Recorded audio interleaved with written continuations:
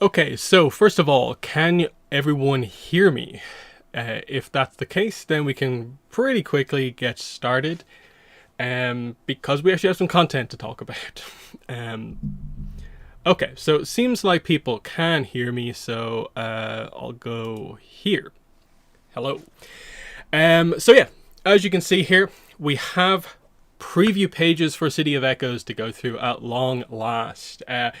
Interestingly, they have just kind of gone up on like publishing listings rather than any like news site getting the preview pages. So it's a bit of a weird one. That it doesn't feel like it's maybe being promoted as much. But we're still a month out. I don't know. Well, we'll see how it goes, if there's anything more that kind of adds on to this. But like, I don't think most of the previous books have been marketed super well, and this seems to be following suit, which is, I think, a little bit unfortunate because it's a first novel in a new series. But that's that. Just before we get into the preview, because this is the first time on stream since this happened. I suppose we need to have a little bit of a discussion just about this. Just, hey, we talked about it on stream. Of course, I did videos on this at the time, but it's the most significant piece of information that came out in the last while since the last stream that I did. So, of course, the movie has been delayed into October 2026. Hugely significant delay here. Most of the year, heavy delay. But we got the logo. And obviously this changes our perception on like the entire year to a certain degree, because all of a sudden the cons that were coming up this year kind of had to be the cons. Now all of a sudden I don't think we're expecting giant news from San Diego and New York Comic Con, but we should still get publishing news, like typically like last year. So weird one where like, okay, step backwards, certainly, but at least they announced it. Like, this is more than we've ever had. Like, the logo for the movie, official page for the movie, and, a date that I actually think for probably the first time realistically is realistic. So, just worth mentioning it, that all that sort of stuff. As for like stuff like Awakening of Roku, cover, I'm assuming the fact that we don't have anything yet means that like that's a San Diego Comic-Con reveal. They're gonna have the listing for that one properly go live in or around Comic-Con. That's my guess on that. If they don't do it there, I don't know what they're doing. That's the way they kind of typically have tended to do these things, of course. But yeah, we're finally here. We've got a novel. It's the first of our 3 novels this year, which is exciting. This is our first ever year where Abrams are putting out 2 novels. Of course, City of Echoes, and of course, Awakening of Roku in October. And also, we have this. Can't forget about this. I'm in particular, myself, highlighting this book a lot, just so we don't forget that this is a thing. Because I think very few people are talking about this, and now we're finally getting a sense for what's going on. Actually, just noticed here, we got our details here, Ash J. Woo. I don't think we knew that before. Maybe I missed it the last time we got a bit of an update on this, but still, 3 novels this year, 2 YA, and then this is our first other one, of course. That's more of a middle grade kids novel, which, again, this is a November release, so this is actually after Awakening of Roku, so this will be a little bit later when I suppose we get stuff for it, but still, should be exciting. We have characters, brand new characters, and what's so interesting in a way is that we feel like this is such a different book, because it's like a Jin novel, but we know Jin, we know the kind of the general timeline of when this is going to be taking place, so we're familiar with it. Whereas this is actually the most out there novel that we have. We don't know what era it's in. All of these characters are going to be completely new. I'm not sure we're maybe expecting it to be particularly like referential to other material. We'll have to wait and see. So That's all cool. But yeah, let's get into the preview here. So you'll note in the chat, I have this is the Google Books preview linked in the pinned comment if you want to check it out yourself. The first one that went live was, I think, the Indigo listing had 2 chapters as preview pages, but this one has 4 and a bit, and a search inside this book that effectively gives you access to the entire book. So it's a pretty fun one. Like if you search the right terms down here, you can spoil the entire book for yourself to a certain degree. So there is some fun things you can get to with that, but we might do a little bit of that later on. So let's get going through this. Of course, we have all the kind of credits pages and stuff like that. Part 1. So that's an interesting one. They're doing it in parts. Sometimes in books this means something, sometimes it doesn't. Does it designate a particular passage of time? I'm not sure. But let's get into this here. So Earth symbol and then chapter 1. So yeah, I'll do this like I did on my previous streams, going over preview pages, which is that I'm going to kind of read it out in chunks, then discuss it, that sort of thing. So, what do we have here? Chapter 1. The afternoon sun warms my face as I carry the trays of moon peaches through the bustling market. The sweet smell of ripening fruit tickles my nose, mingling with the scents wafting in all directions from the food stalls. This market is known for the best street food in all of Bossing. Say, grilled sausage, fried cookies. My stomach groans in protest, reminding me that the only thing I've eaten today is a handful of nuts.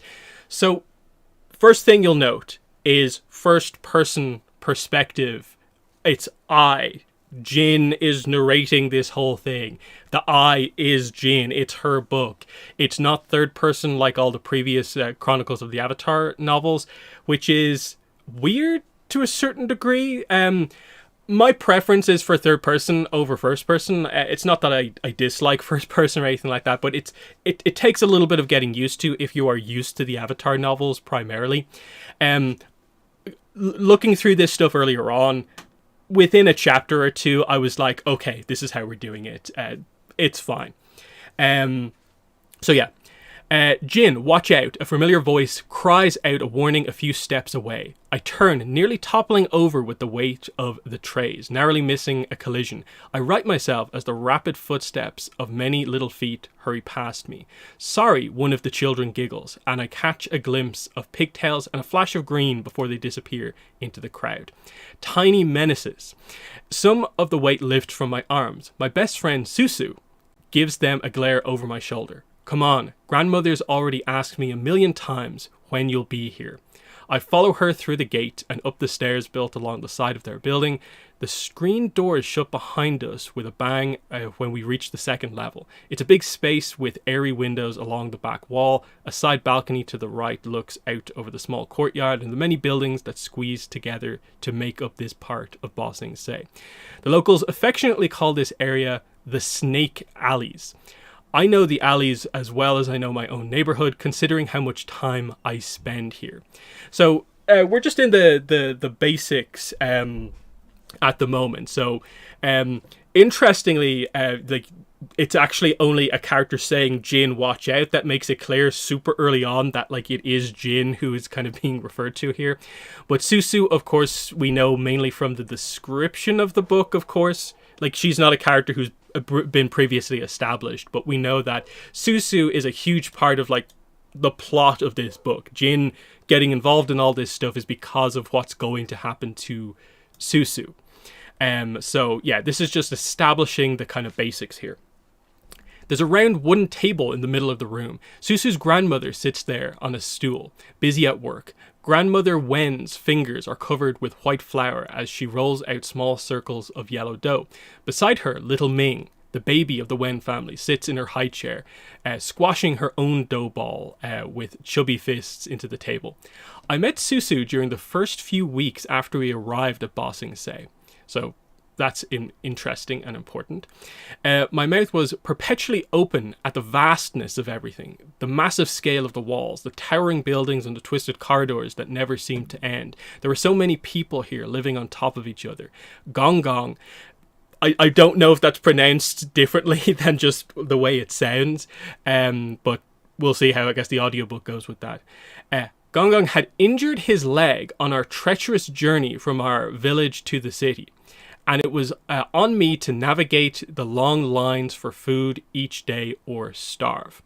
So this is the first sign where there's a bit of a sense that, okay, something a little bit different is happening here, because I think we've known this for a while, that they were going to take the kind of established Jin information and kind of slightly take it in a different direction. Like, there's going to be some sense of retconning information here. What I mean by that mainly is I'm referring to this stuff, the old Nickelodeon website information. There are 2 entries where Jin is referenced, where we actually learn information about her. And this is what they kind of seem to be taking in a different direction. So, first bit, it's fine. It's this stuff here. Like most people in the lower ring, Jin's parents were refugees who moved to the city. They've struggled much of their life, but they've been strong and able to provide for their family. We basically know from the description of the book, as well as it's obviously implied with what just happened there, that her parents are dead. Now, her parents are, of course, old enough to where they could have been in Ba Sing Se, left Ba Sing Se, and now they have to come back to it because of the war. But they're definitely changing the idea that the implication from this information is that Jin's parents are still alive, whereas they're not in this book. It also makes this whole thing about the Ba Sing Se fountain, her favorite location in the city, a little bit kind of different. You can see here, Jin's mom and dad snuck out here to meet as teenagers. And it's like, okay, again, there's that dynamic of they have their lives beforehand. They could have been to Ba Sing Se at some point.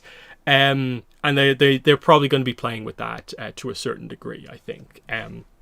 But there's certainly some level of retcon happening, which I think is perfectly fine, because the old Nickelodeon website information has already been kind of questionable for a while, and it's in a situation where most of it, I think, needs to be re-referenced in new material to be kind of recanonized, just because of how old it is in particular.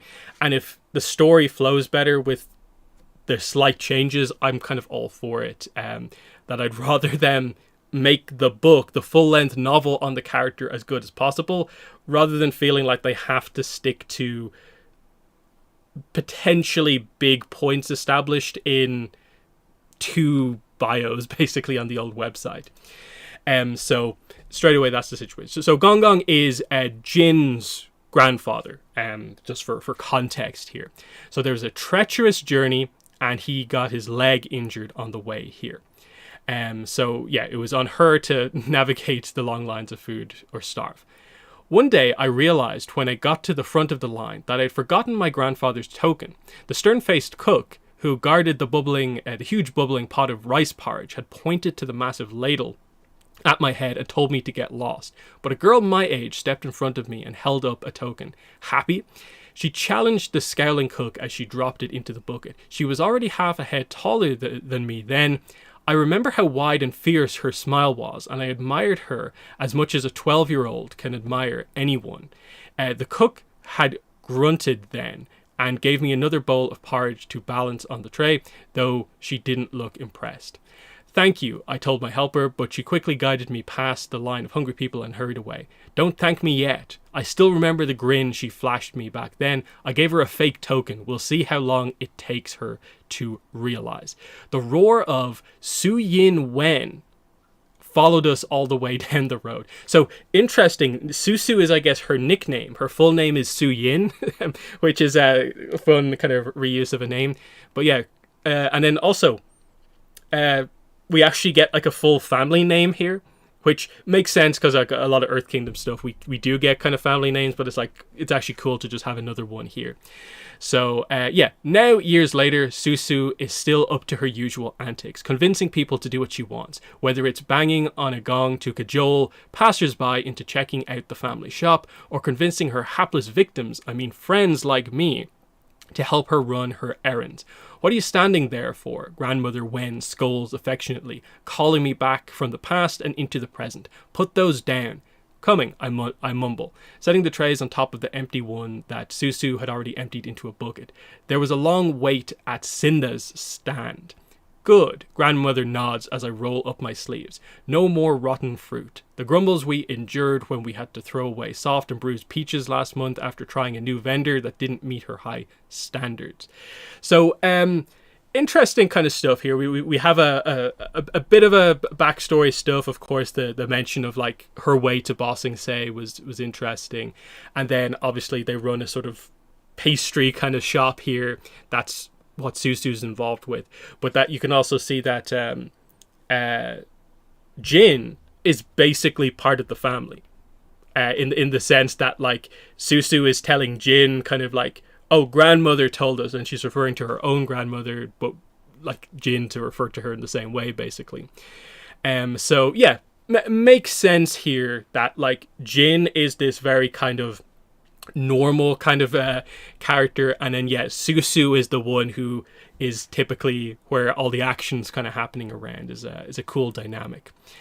So, the room is already too warm, even as a slight breeze blows through the opened windows. I feel like I've stepped into an orchard, the air scented with the fragrance of different types of ripening fruit. It's all sitting in the many buckets, waiting to be cleaned, peeled, and cut, and made into filling for the delectable pastries sold at the Wen Bakery. So there's the important bit at the start.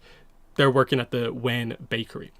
I reach for one of the empty buckets, but grandmother tisks at me and gestures to the counter that runs under the cupboards. Before you start, there's something for you under that bowl. She smiles at me. I lift the bowl and there's a glistening egg tart there.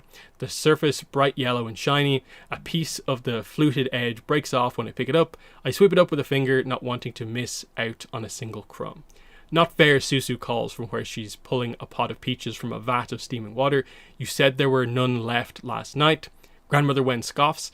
There were none left last night for you. You ate 3 of them already. I had to save one for Jin. So yeah, she's part of the family, and that's a cool dynamic because of the sort of tough situation that Jin is in, having to care for her grandfather, as we'll get more context on shortly. Little Ming hears her sister's complaints and starts whining as well, banging her spoon. I'm already taking a bite, my teeth sinking into the sweet custard. So it's a custard tart. That's a reference, of course. That's kind of cool. Their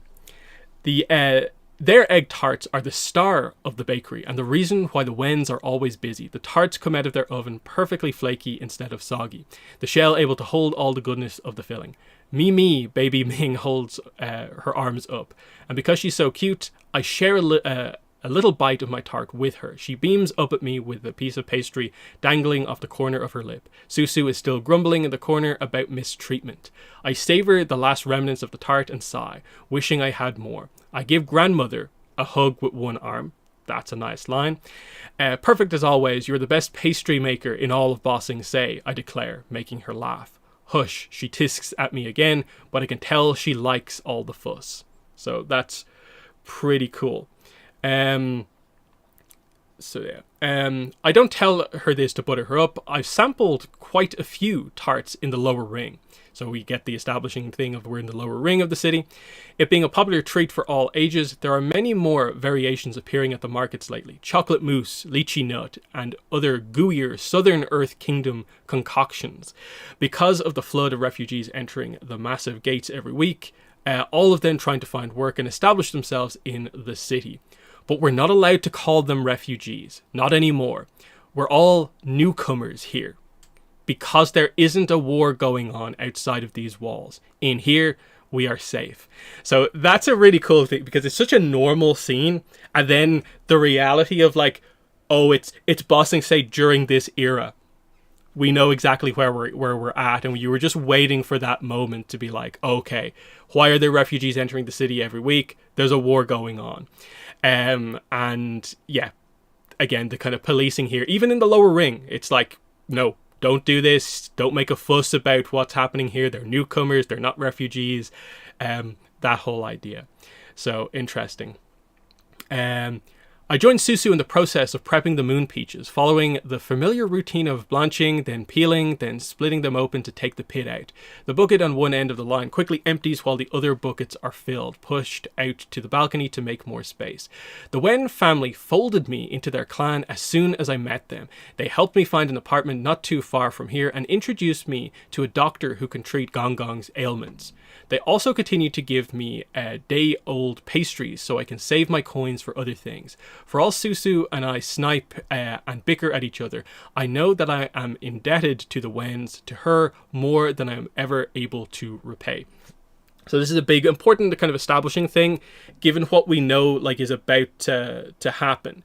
That this is something's going to happen to Susu, and Jin is going to do everything in her power to help Susu, because Susu did everything for her early on. That family did everything for her overall.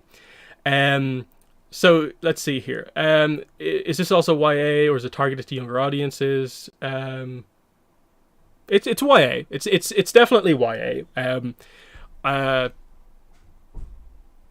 Because you'll see if you ever read a proper like kind of middle grade book, you'll note that it is a little bit simpler in terms of like what's actually happening. So yeah, this definitely is still YA. It's just that there's relatively simple stuff kind of happening at the moment. But that's also the thing with YA, is that it's this weird kind of blend where sometimes it can have simple language, sometimes it can have kind of slightly more complex language. Because that was a complaint I saw some people level at. It was FCE, that did he use maybe too many fancy words? You know, was he trying to be a bit too flowery with the language, and then this maybe is like a little bit more straight to the point, that sort of idea. When will we get more information on book 2 of Roku? I think the fact that we don't have any information so far suggests super clearly that San Diego Comic-Con is going to be where they reveal the cover and description for Awakening of Roku. I don't think anything else is really going to come out about the book other than that. But that is the stuff we're waiting for. In that, like, we probably should have it already. And I think the only reason it's not here is because what's next month? Comic-Con. And there's going to be a publishing panel where we expect comic announcements. And on the novel side of things, yeah, they have a thing to do. Let's see. Are you planning to do chapter breakdown for this novel? I will definitely do some sort of analysis for this one. I'm not sure if it'll be like exactly the same as the other one. Like I'll do a chapter, like every single chapter gets a video. With this one, I might do it in chunks, like 2-3 chapters at a time. We'll see how it goes. Probably need to read more of the book, especially read the full book before I break it down in any sort of a way. A lot depends on just like, will I have the time to do, I don't know, like 40 videos on this and then build up to doing 2 more novels later on in the year. But anyway, I'll do a lot of coverage on this book in the same way that I do coverage on like all the content. City of Echoes will have stuff. So yeah, we are here, able to repay. Susu, someone shouts from the courtyards below. What ma? Susu shouts back and nudges me with her elbow. I gotta pull these out. Can you see what she wants? My hand's still sticky with peach juice. I walk out onto the deck and lean my head over the balcony railing where Mama Wen is looking up with a harried expression, one hand on her hip. I give her a little wave. Oh, Jin, she exclaims when she realizes it's me. Pow's needs a few extra boxes tonight for a party. Susu won't be able to carry them all. Can you go with her? So this is a cool reference here where Pow is the tea shop that Iroh and Zuko work at. So this is immediately where we're getting into our first proper connection into kind of material that we know. We're properly going to get the timeline of where the book is set, because okay, this is where Jin is going to go to, you know, the first tea shop where Iroh works at in the city. So very cool stuff here. I look over my shoulder where Susu has already thrown the paring knife down, standing up eagerly. She hates the day-to-day busy work of the kitchen, so if there's a chance for her to be somewhere else, she'll take it. I'm the one who loves the magic of baking, how all the ingredients fold together to create something entirely new, experimenting with different flavors and colors and textures, learning how to make the complicated folds that result in beautiful designs the shop is known for. We'll do it, she calls down, barely giving me a chance to wipe my own hands before she's tugging me down the stairs again. This time, we enter the side door into the shop proper, where Mama Wen has already returned to the counter, filling up boxes with cakes and pastries for the next customer. They had saved and scrimped in order to afford the rent on this entire building, 5 of them living in the modest apartment up top, while selling their goods on the main floor. The shop is located in a small alley next to one of the busiest sectors of the lower ring, Garden Market. Many people do their shopping here for a sweet treat after they buy their vegetables and meats. So there's some establishing stuff. There you are, Mama Wen exclaims loudly when we enter. Here is the daughter I was talking about, responsible for all my grey hairs. The woman with her chuckles and adds a little comment about her son. And they both shake their heads in unison. Susu, used to this by now, just rolls her eyes. The shop is cramped, smelling of dough and sugar. Our baskets for delivery are already waiting for us by the door, leaning against a shelf filled with racks of fluffy buns. I help Susu get her basket on her back, and then she lifts mine up so I can slide my arms into the straps. These baskets are one of Susu's creations, fashioned out of strips of fabric and bamboo and wood to help keep the delicate baked goods safe while we make our deliveries. So that's a cool little detail about Susu, is that like, hey, she invents this bakery kind of carrying kind of device. So she's kind of creative as well, that sort of thing. Which speaks to like they're actually doing decent, I think, characterization for Susu here, kind of highlighting that she doesn't like being in the kitchen. She's like, yeah, let me get out into the city. I'll deliver anything you need to. That she's more interested in more beyond the shop type thing, which is interesting. Whereas Jin is like, I'll happily stay in the shop and make baked goods. That's kind of cool. Let's see. Come back soon, don't dawdle. Mama Wen calls out at us when we head out the door, knowing our tendency to get distracted by everything going on in the city. Jin, are you coming back for dinner? Don't know yet. Can I have one of these? She nods and waves me away. I snatch a pumpkin bun off the shelf before trotting after Susu, who is already halfway down the street.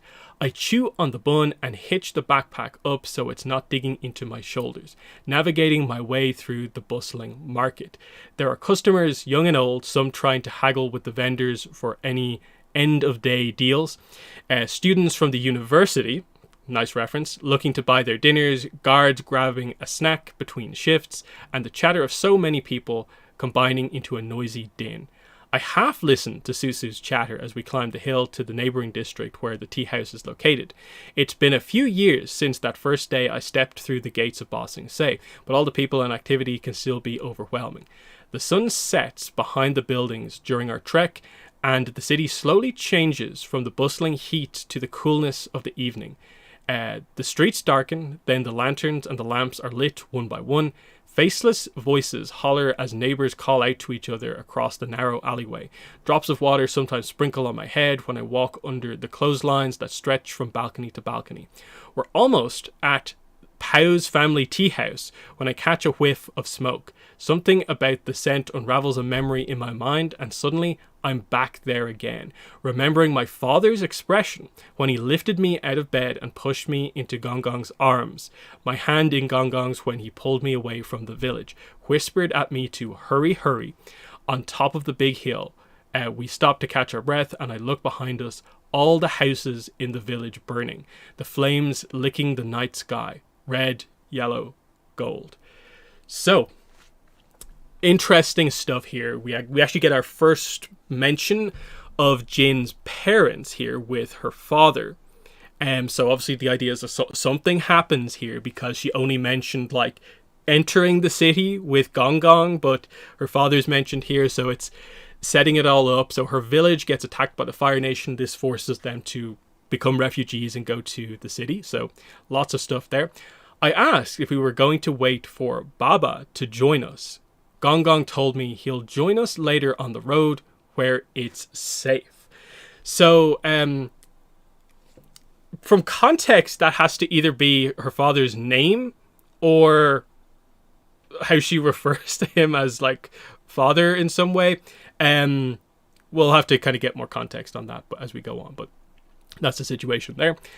I used to look at the bulletin board covered with notes from people looking for their families' portraits and sketches of brothers and aunts and granddaughters, wondering if one day I'd see my name or my own eyes looking back at me. But I never saw my name on these boards, and I never saw my parents again after that day.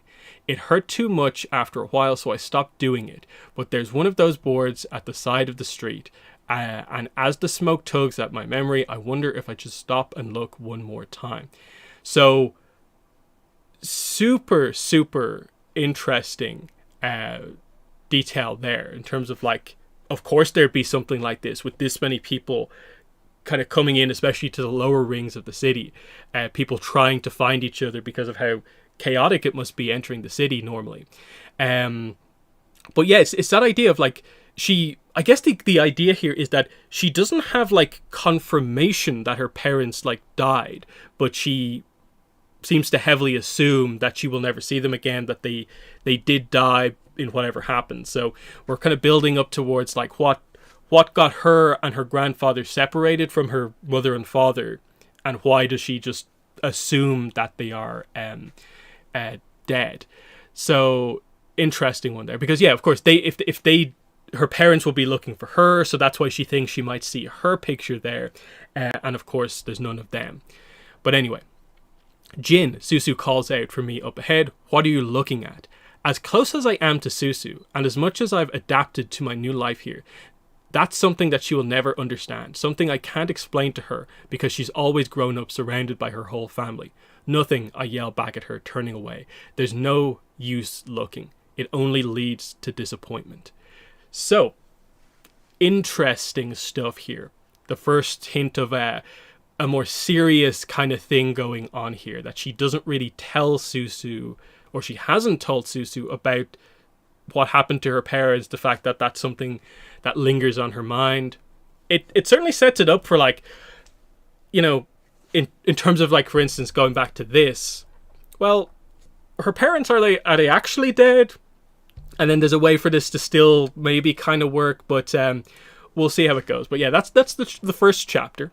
So pretty good stuff overall in terms of establishing what's happening here and setting up what we're doing. So we're going to the tea shop, of course, that we know about particularly well, you know, and we've already met kind of Jin, the people that she's friendly with, her best friend here in the city, and have established a little bit of backstory stuff.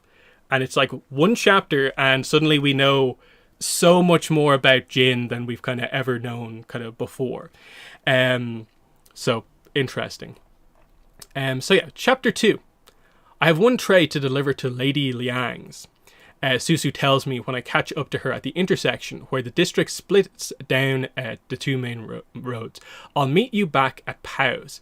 She heads over to Banner Lane, where colourful fabrics above all of the storefronts ripple in the slight breeze. Lady Liang is one of the more prominent shops on this street. They sell hand-painted fans for their patrons to wave daintily in front of their faces at upper ring banquets.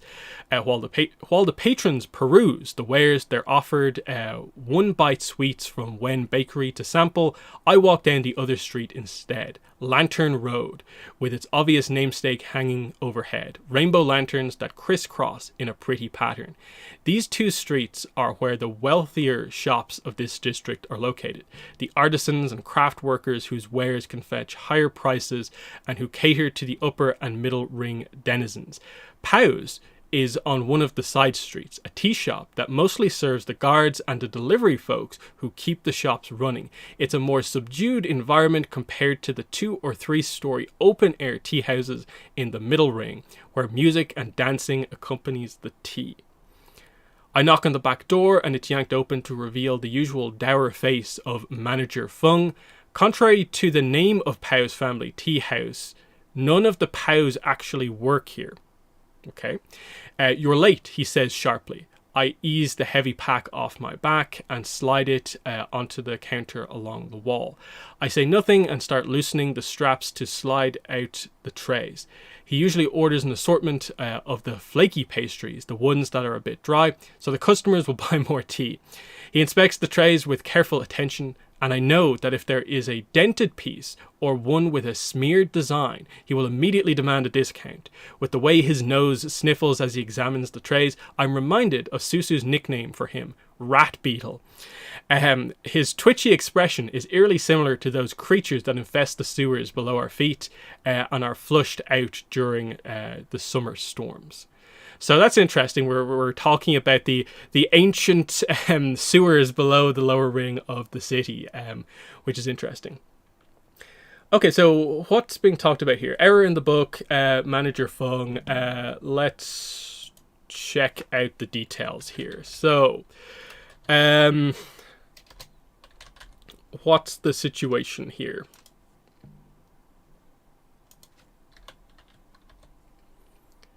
So, Pow Family Tea House, and they say here that there is no character named Pow, or what?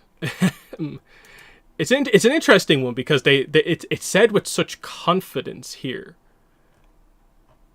but apparently there is a Pow.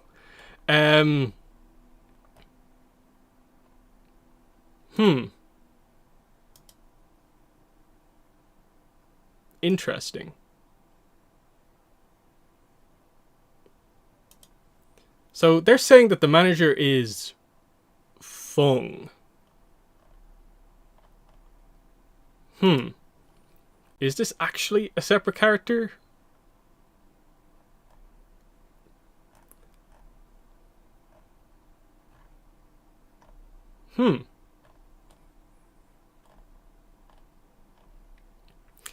And then I need to look into that kind of a bit more. In the sense that, like, this is one of those ones where, like, just looking at the wiki, is that, like, did they ever say his name in the show? And is the wiki maybe just, like, writing the article with the idea of, like, well, that's the name of the shop, and here's the guy in the shop. It must be Pow, because it's Pow's shop.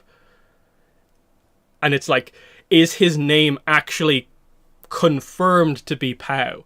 That's what I need to look into, and need to spend like a bit more time checking out. I don't want to just sit here on stream reading the wiki, checking kind of the references, and then like, okay, we have to break out like the stuff and stuff like that. Well, is there any easy way to do this?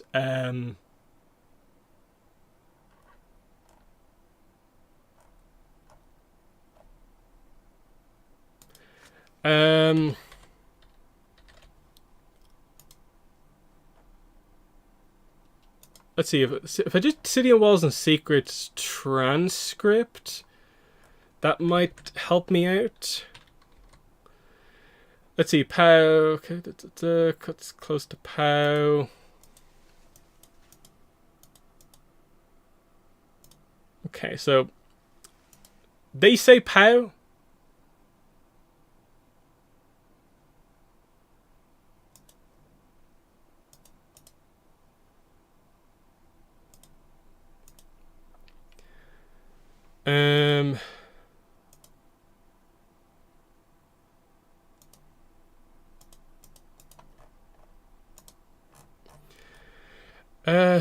Let's see what else we have here. And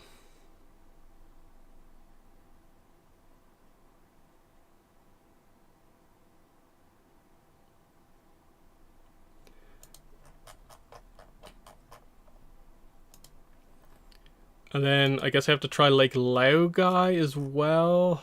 For this, just to try and confirm this. Lake Lao Guy transcript.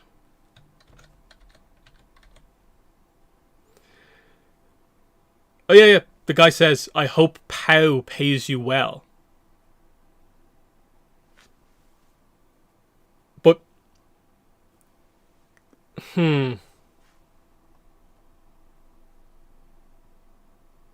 sorry, no, no. He definitely refers to him. No, he says it again, like the guy that's right there.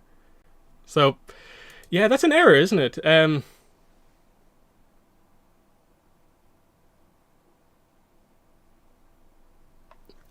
That definitely seems to be an error. I think because this definitely says quite clearly, none of the POWs actually work here. And then we have a scene where the guy comes in to basically offer Iroh his own tea shop, and he's talking to the guy who works there and is like, "I hope Pow pays you well." Sorry, Pow, that's none of your business. When he asks him like, "Are you trying to poach my tea maker?" So, um, unless they're trying to do some weird thing where like, oh, Pow happened to be in that day, but like he's clearly working there. I don't know. Uh, that's that's a bit of a frustrating one, because it's like you have a line that's like, contrary to what it says, none of them actually work here, when it's like it's a line of dialogue in the show. So I don't know. Um,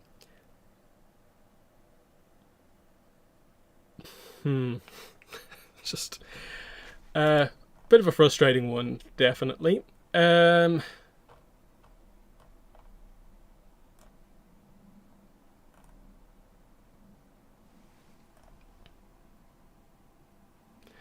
Is there anything else here?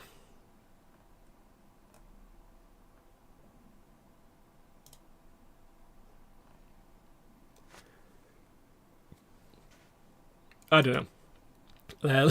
Let's not spend too much time on this one. But yeah, it's a little bit frustrating, where it's like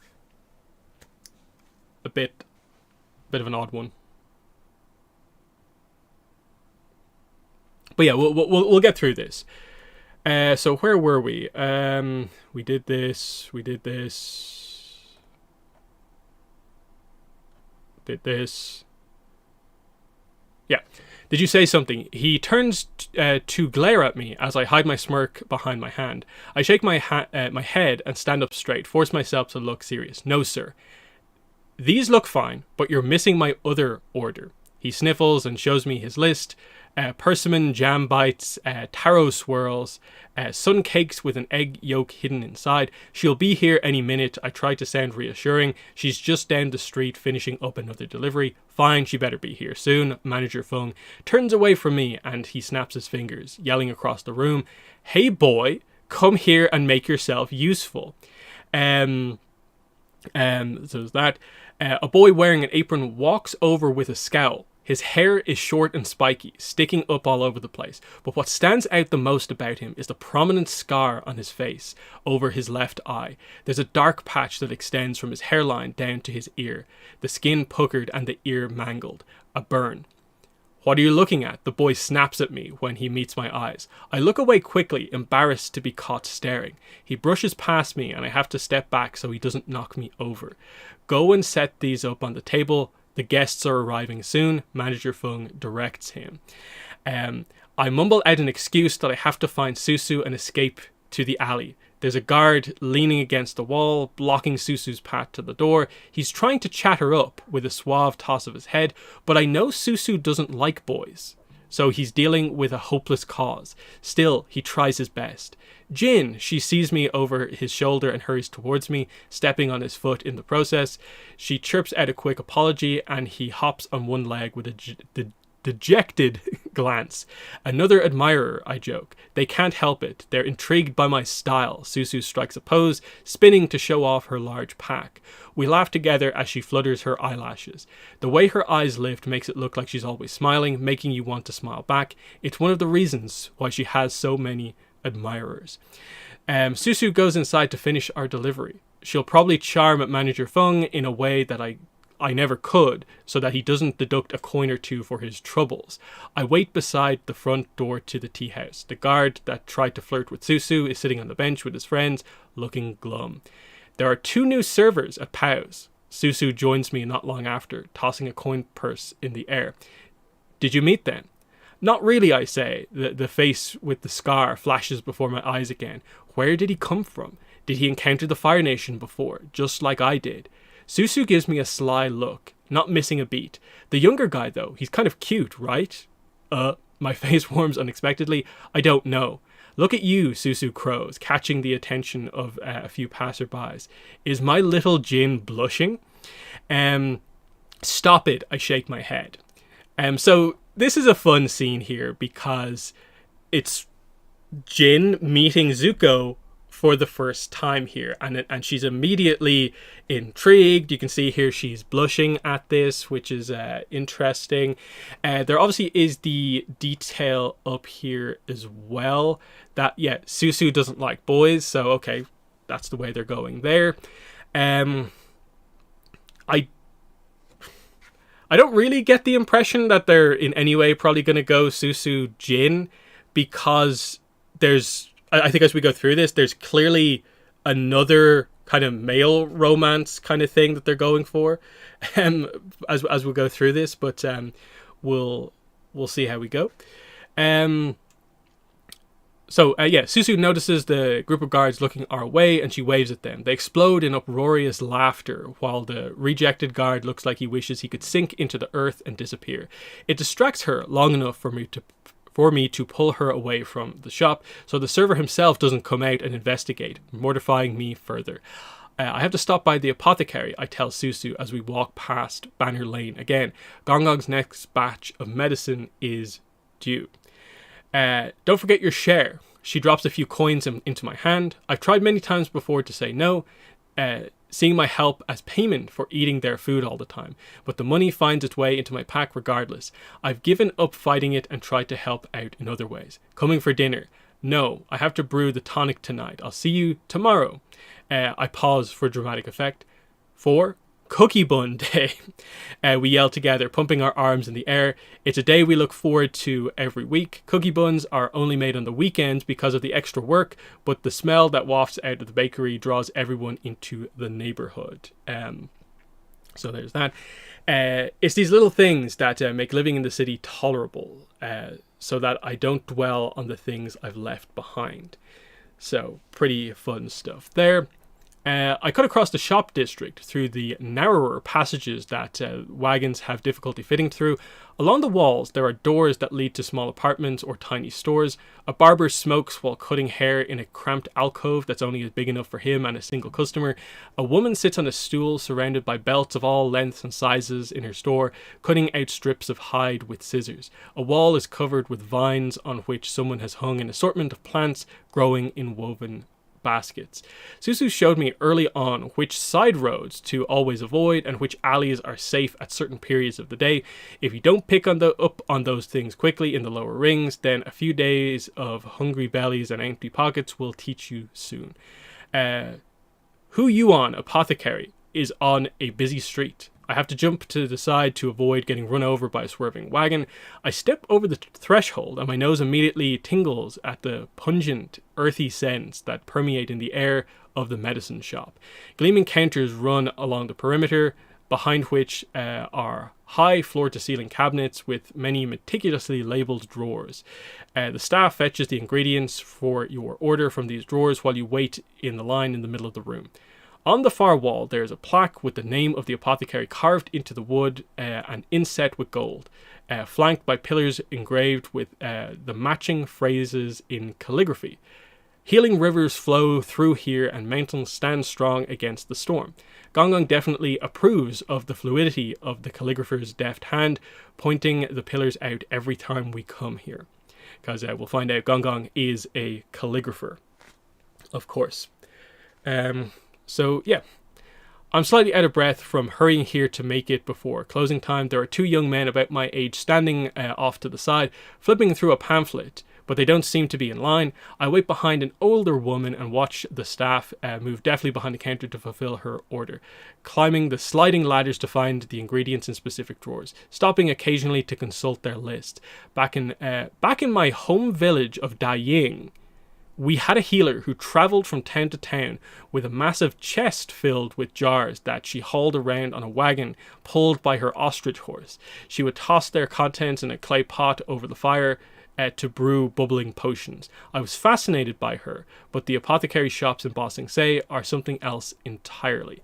So that's cool to know. Her home village of Dai Ying. So that's cool. That's where I guess the Fire Nation attack at some point. In addition to the dried herbs, there are hundreds of jars filled with a variety of unique ingredients. Wood frogs bobbing in blue murk, huge cat gator teeth the size of my finger, green iguana parrot claws, just to name a few. I think every bit of medicine that could possibly exist in the world from every animal and plant is contained somewhere in here. How can I help you? A voice says flatly before me, bringing me back from my gawking. I look up at him. Looming over from the raised counter, he looks familiar. Thick black brows that slant downwards towards his nose, giving him a more serious expression. Dark brown eyes over high cheekbones, hair tied back in a top knot, a typical style for students, younger than the staff who usually helps me with my order. Order for Guan, I say to him, hand already in my satchel, rummaging through my scrolls to find the pouch I had stashed in there with my coins.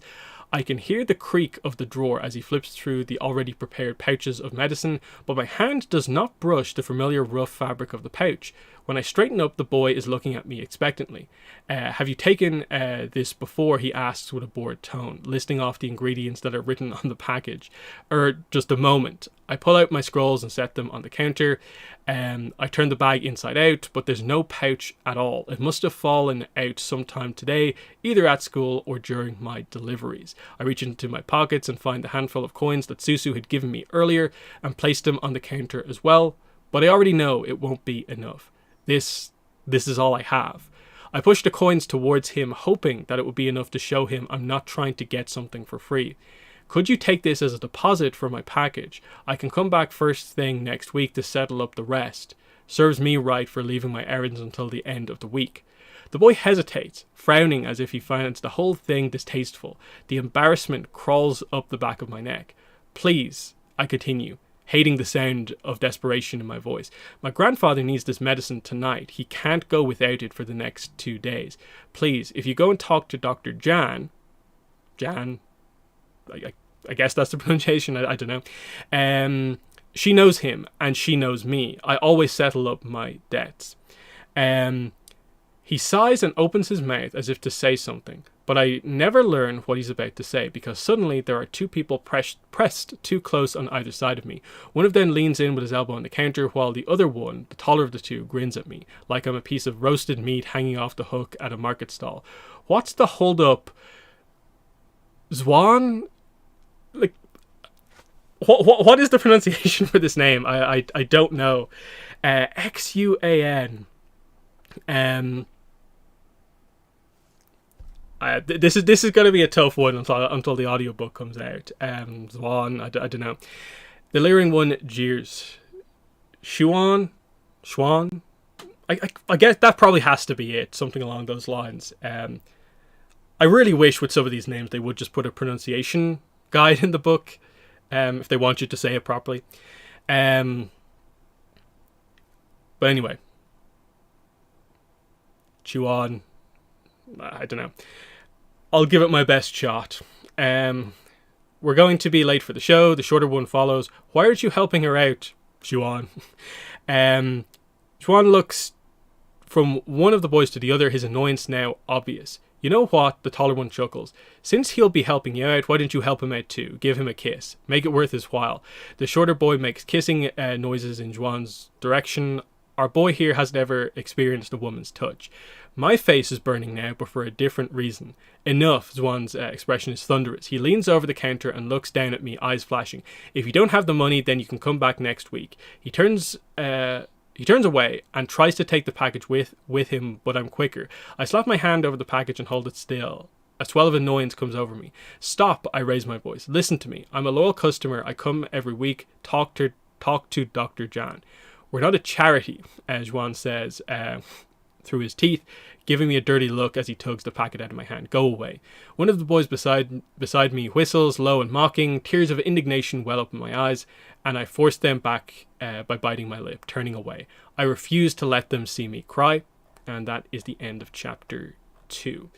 So, interesting one here. I'm kind of wondering, like, is there anything that they actually tease about, like, why the money is missing? But it's interesting because, like, this is not the money that she's just given. This is like the pouch that she kind of had brought with her. I don't think they obviously teased that, like, she encountered anything like that. We're going to meet like a known thief, or that she'll figure this out. But, you know, it'll be interesting if it ever comes up, like, you know, where the money kind of went. But still, an interesting kind of dynamic here, where it's just a pretty normal day, and it's just like, hey, someone different happens to be working here. If it was the actual doctor, this would have been resolved very, very easily. But it's ultimately just a bit of a misunderstanding, that leaves, ultimately, I guess, the both of them, like, extremely embarrassed, because there's definitely the interpretation here that it's I think it's mostly the two extra guys being there that kind of cause him to become, like, stand his ground, where I think he was actually willing to maybe give her the benefit of the doubt here. But we'll see more about this into the kind of future here, because, like, we know there's going to be romance in this book, and I think it is beyond just Jin and Lee. So I'm guessing this is maybe the more realistic relationship, the one that's actually possible, because it's not, like, actually Zuko. So we'll see how we go here. Chapter 3. I'm halfway to the door when someone's hand falls on my shoulder, stopping me in my tracks. I almost slap them away, thinking that it's one of the boys coming to make fun of me again, but I stop myself when I see it's Dr. Jan. She's an older woman, the lines across her face giving her an air of dignified wisdom. I felt that I could trust her when she first held my hand in her cool grip and instructed me carefully on how to brew Gong Gong's tonics. She treated me not like a silly child, but as one of her respected customers. Jin, why are you leaving empty-handed? Dr. Jan chides, knowing I never put the medicine in my bag because I'm afraid of crushing the package between my books and my scrolls. Zhuan. The young man behind the counter quickly appears at her side, a guilty look on his face. His friends are nowhere to be found. Find the Guan family package, she instructs him with a firm command, and he hurries, and he scurries away. So, are they saying that Jin's name here is actually Jin Guan? Guan family. Because, like, she's saying her father's name is Gong Gong, but is that like a nickname potentially? And his name is actually, maybe instead of Gong Gong, it's Guan. I'm not sure. I guess we'll maybe find that out as we go on, but, you know, worth maybe noting here that we maybe have a Jin family name. So that's that. And then, yeah, I might also be misinterpreting some of these words that they're using here as, like, unfamiliar ways to refer to grandfather or father and stuff like that. We'll see as we go forward. This is where I do wish some of these books would be a little bit kind of clear about that. Where, like, when, like, you talk about Jin's, like, say, father, can you say his name and then maybe call him something else, you know? And just so it's clear what his actual name is versus, like, when we're using a nickname or just referring to them in a specific way. But anyway. Wait, I stop her. Bow my head down respectfully. Dr. Jan, I misplaced my coins to pay for this week's medicine, but on my word, She silences me with a look. You've been our dependable customer for many months, and I know you would not miss a payment without good reason. You can wait until you're back for the next packet to make up the missed payment. Don't trouble yourself by making another trip. I try to protest again, but she dismisses my concerns with the same wave that she sent Zhuan away to do her bidding. I have to apologize for my son as well, she says to me when he returns. Her son. His cheeks are slightly pink as he avoids my gaze. I can see it now. They have the same shade of hair, red tinged where the light hits it. The same straight nose. She nudges him with her elbow. He was only helping out this afternoon while one of my staff is away sick. I apologize for my rude behavior. Zhuan bows from the waist, handing me the packet with both hands, but when he meets my eyes, his unhappiness is apparent in his glare. Thank you for your help, I bow in response before walking away with my head held high to conceal the fact that my insides still crawl with embarrassment, as if spider gnats are about to eat their way through my stomach. That feeling follows me all the way home. So, interesting way that they kind of immediately kind of resolve it in that way, kind of highlighting that, like, okay, he made a bit of a mess of that situation, really emphasizing just the sheer embarrassment on kind of Jin's part of just like one little thing goes wrong for her and it nearly affects kind of everything, but it's the doctor being reasonable that kind of solves everything. So interesting. Next, when I push open our garden gate, Gong Gong is there watering plants in the small courtyard we share with the surrounding apartments. What are you doing? I hurry over. You're supposed to be resting. Nonsense, he says, ignoring me and continuing to water more trees. The trees looked thirsty. I carefully examine him while he makes his way from plant to plant, dragging his left leg a little. His hair is brushed and his tunic is on the right way, which means he's experiencing one of his occasional moments of clarity. Those days seem less common now. On our journey from Daying to Ba Sing Se, we had to ascend through a mountain pass. There was one section blocked by a rock slide, and as we were navigating the treacherous, slippy road, a tree toppled in our path. Gong Gong took the brunt of the impact, pushing me and another woman out of the way. Though they tried to set his leg with whatever they could find, it didn't heal right since we didn't have access to a proper physician until a few weeks later. My grandfather would always joke that the broken leg was a blessing since it secured us a spot on the caravan that helped us travel to the city safely. But though he eventually regained strength in his leg, he started experiencing bouts of confusion and memory problems after. Some days, he's my Gong Gong, someone who's always been there for me since I was born, a skilled calligrapher who once helped the governor with maintaining his records and official communications between the village and the capital. Help the governor of Daying, maintaining his records and official communications between the village and the capital. So, okay, between Daying and Ba Sing Se. He picked up his brush again after we moved here, completing commissions for those seeking a professional to write their signs, notices, and letters. But other times, he would lie in bed in a daze, believing that we were still back in Daying, confusing me for someone else. Dr. Jan said he must have hit his head in the fall, and that the effects of that injury lingered and worsened long after the physical injuries healed. So, that's interesting. That's the setup I think we were wondering about from the description here.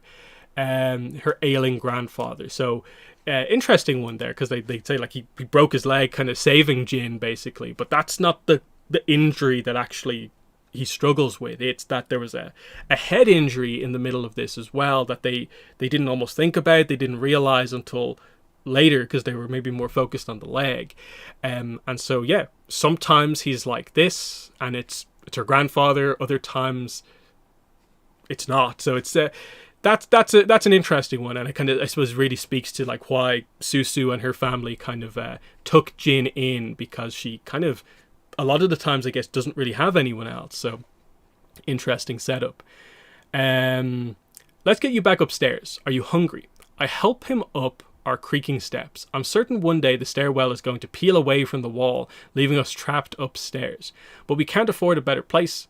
I nudge the door to our small apartment aside with my hip and help him sit on one of our chairs. Our main room is filled to the brim with all our belongings. Along the walls there are shelves covered with an assortment of scrolls and stacks of different types of papers. There are rows of boxes shoved in whatever corner there is space. They could be holding brushes or ink sticks or any assortment of things related to calligraphy, but this collection is significantly smaller than what we left behind in Daying, where Gong Gong had an entire study dedicated to his craft. We could have gotten a street-level apartment, but I knew that this space with its large windows would allow the most light in, so Gong Gong could still work on his projects for most of the day. In the middle of all this chaos is the clean workspace in front of the window, reserved for his commissions. That desk is always tidy. One of his finished scrolls is currently laid out and waiting for the ink to dry. I admire the careful lines, the tidy characters. He he had gone to school here in Ba Sing Se. Okay, so the family has a connection to Ba Sing Se, and that, like, okay, the grandfather's gone to school, so that definitely opens the door to, like, well, the parents could have gone to Ba Sing Se at some point, setting up the idea that we're, like, keeping this in case, that Jin's parents met and had their kind of big romantic moments in Ba Sing Se. They can still keep that kind of in place here.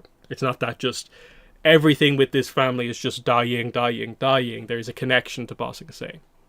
So that's worth noting. Okay, he tried to pass on his love of calligraphy to my mother. So that's the first mention, I think, of the mother, who didn't have any interest and then thought it to me. So Jin knows some calligraphy. That skill helped me obtain a scholarship to the Literature Academy when one of my teachers at the neighborhood school noticed my writing abilities. Many of the lower ring children drop out of school when they're 13 or 14, like Susu, and they go to help out with the family business. But Gong Gong told me I had to continue. I tried to tell him I was like a porcupine running around a field of elegant and well-groomed llama pakas, but he wouldn't let me give up the opportunity to study at the academy. So there we go. I think we knew this as well, that she's like balancing school with survival. So she is going to school. That's interesting to see. Wouldn't really be too many scenes where we see that, given that she's, I guess, going to get involved in some stuff here. But we'll see what happens. I'm about to slip away after setting up Gong Gong with a cup of hot tea, but he looks up from his newspaper. Where are you going? I'm going to start cooking your medicine, I tell him. What about your lettering practice, he reminds me. I groan and pull out a book of poetic forms from the shelf. I'm going to study while I cook the tonic. Gong Gong grunts. You don't know the importance of it now, but you will appreciate it when you advance to the higher levels of the academy. They will critique every stroke, every dot. More practice means a better understanding. I want to work at Wen Bakery, but he would never permit it. His dream would be for me to follow in his footsteps, work tirelessly for the attention of my teachers to win one of those coveted spots to study in Ba Sing Se University. But he knows that I need to keep up with the other subjects too, so he reluctantly lets me go. After fanning the flames so it's hot enough to bring the water in the medicine pot to boil, I settle down in the kitchen to read the small novel I had hidden in my textbook, a story that Susu lent me, about a young girl from Omashu who ventures into the desert to escape her horrible family and finds love and adventure out in the sands. At least my life isn't like hers, treated like a servant from the time she's able to walk. The lower ring can be a harsh place sometimes, but there's many moments of loveliness too. Like the laughter I share with Susu's family around their table, like the plant wall in the alley, a communal space of beauty. Even if there are boys like Juan who believe I'm lying to take advantage of their goodwill, there's still Dr. Jan's kindness and her belief that I'm trustworthy. So that's pretty interesting. Just this kind of random, like, small novel that there is. It's about a girl goes from Omashu to the desert to find love. That, where's that novel? Can we get that one too? So that's kind of interesting. After the tonic cools, I deliver to Gong Gong and return to the kitchen to tidy up. Only a few minutes later, he is already fast asleep in his room. He snores loudly enough that I can hear him as I'm coming up the stairs. I slide the door to his bedroom shut, quieting his rumbling snores. Dr. Jan must have put something in this recipe recently to help him sleep. Having heard my concerns last time about his restlessness at night, I pull the table to the side and roll out my sleeping mat to start my nighttime routine as well. I almost miss the soft footsteps on the landing while I'm combing my hair, but a dark silhouette appears behind the window. My pulse quickens at the sight of that shadow. Ever so slowly, I pull myself up to a crouch. Then make my way carefully to the door. My hand closes around Gong Gong's cane I keep hanging on the wall.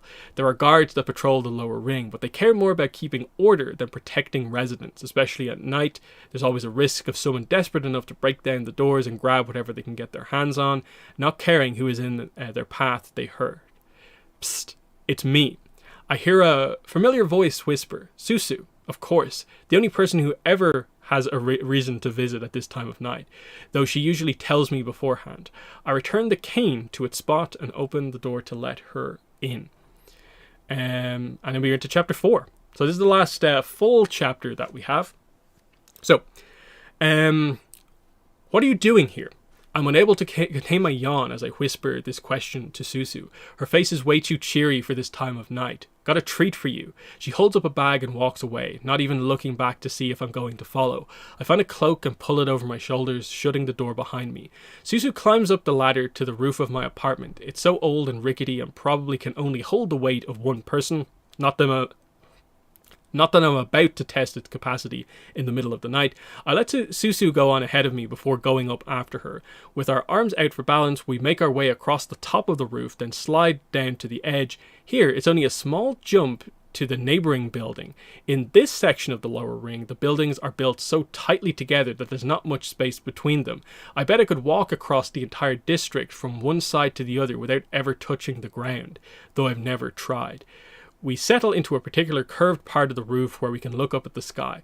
The moon is just a sliver, a thin crescent above our heads.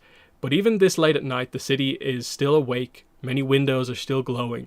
In the distance, the monorail rumbles as one of the cars flies down the tracks, probably one of the last runs of the day. So that's fun, just like mentioning the monorail, which of course is a big part of like our initial kind of entry into Ba Sing Se, is kind of seeing that straight down kind of the middle of Ba Sing Se. The wind picks up, bringing with it a slight chill. Susu sneezes, and I lift up the corner of my cloak for her to slide closer. This will help, she says as she hands one of her paper bags to me. It's warm in my grasp. I open the top and inhale the peppery scent of cabbage encased in a fluffy white bun. Got these right before Young Crow closed for the night. Her words are slightly garbled as she's already taken a big bite. Young Crow is the late-night cabbage bun vendor, his cart enveloped in a cloud of steam whenever he lifts the lids of his baskets for his eager customers. He took over from his father, Old Crow, last year with his husband. None of us would ever say it to his face, but Young Crow's cabbage buns are better. Not as salty and greasy as before. So this is not the cabbage merchant. This is the cabbage bun merchant. I take a bite and immediately burn my mouth. But I still can't resist slurping up the delicious broth that drips out. There really is nothing as comforting as eating a warm bun on a chilly night. From Susu's grin, I can tell she's thinking the exact same thing. Here, I brought you a box of rejects too. She pulls out a slightly squashed box. I open it up to see one of my favourites. Another Wen Bakery special, tiger seal rolls. Cream-filled cakes shaped like round tiger seals with their characteristic stripes. So that's pretty cool. We just finished up another batch for a late order that came in yesterday. Susu complains as she finishes off the last of her bun. Mama never thinks about how it would tire out grandmother. She agrees to everything. Well, everything is more expensive these days, I say carefully. We don't know about her father, who spends most of his evenings in the entertainment district, gambling and drinking, while the rest of his family works their hands to the bone, trying to survive. So, okay, there's the explanation on Susu's father. Speaking of expensive tastes, Susu's voice drops to a conspiratorial whisper, though there is no one around to hear us up here. Did you hear what Mina heard from Lady Howe's house? The Avatar is in the city. So here we go. This is finally like we're catching up with things, of course, here, because even though we saw Zuko previously, it was clearly a scene before the one that we see from Tales of Ba Sing Se. And now we're getting the idea that, like, okay, Avatar's in the city, so we're still kind of like pre the main Jin content that we know. Just to get a bit of a sense for what's going on here. So here's how the normal people kind of are viewing the Avatar. The Avatar, I ponder this. They don't speak much about the Avatar in Ba Sing Se. Back in Da Ying, the Avatar is revered as the connection between this realm and the spirit world. Because the spirits are still sighted in the old trees that border the town. That's cool. Earth Kingdom, spirits, nice. They believe that there is still hope the Avatar will restore peace between the four nations once again. Here in the city, people are more concerned with the day-to-day. The people they are able to see, the gossip about the families of the upper ring, or whenever there is a suspected sweep coming from the city's guards.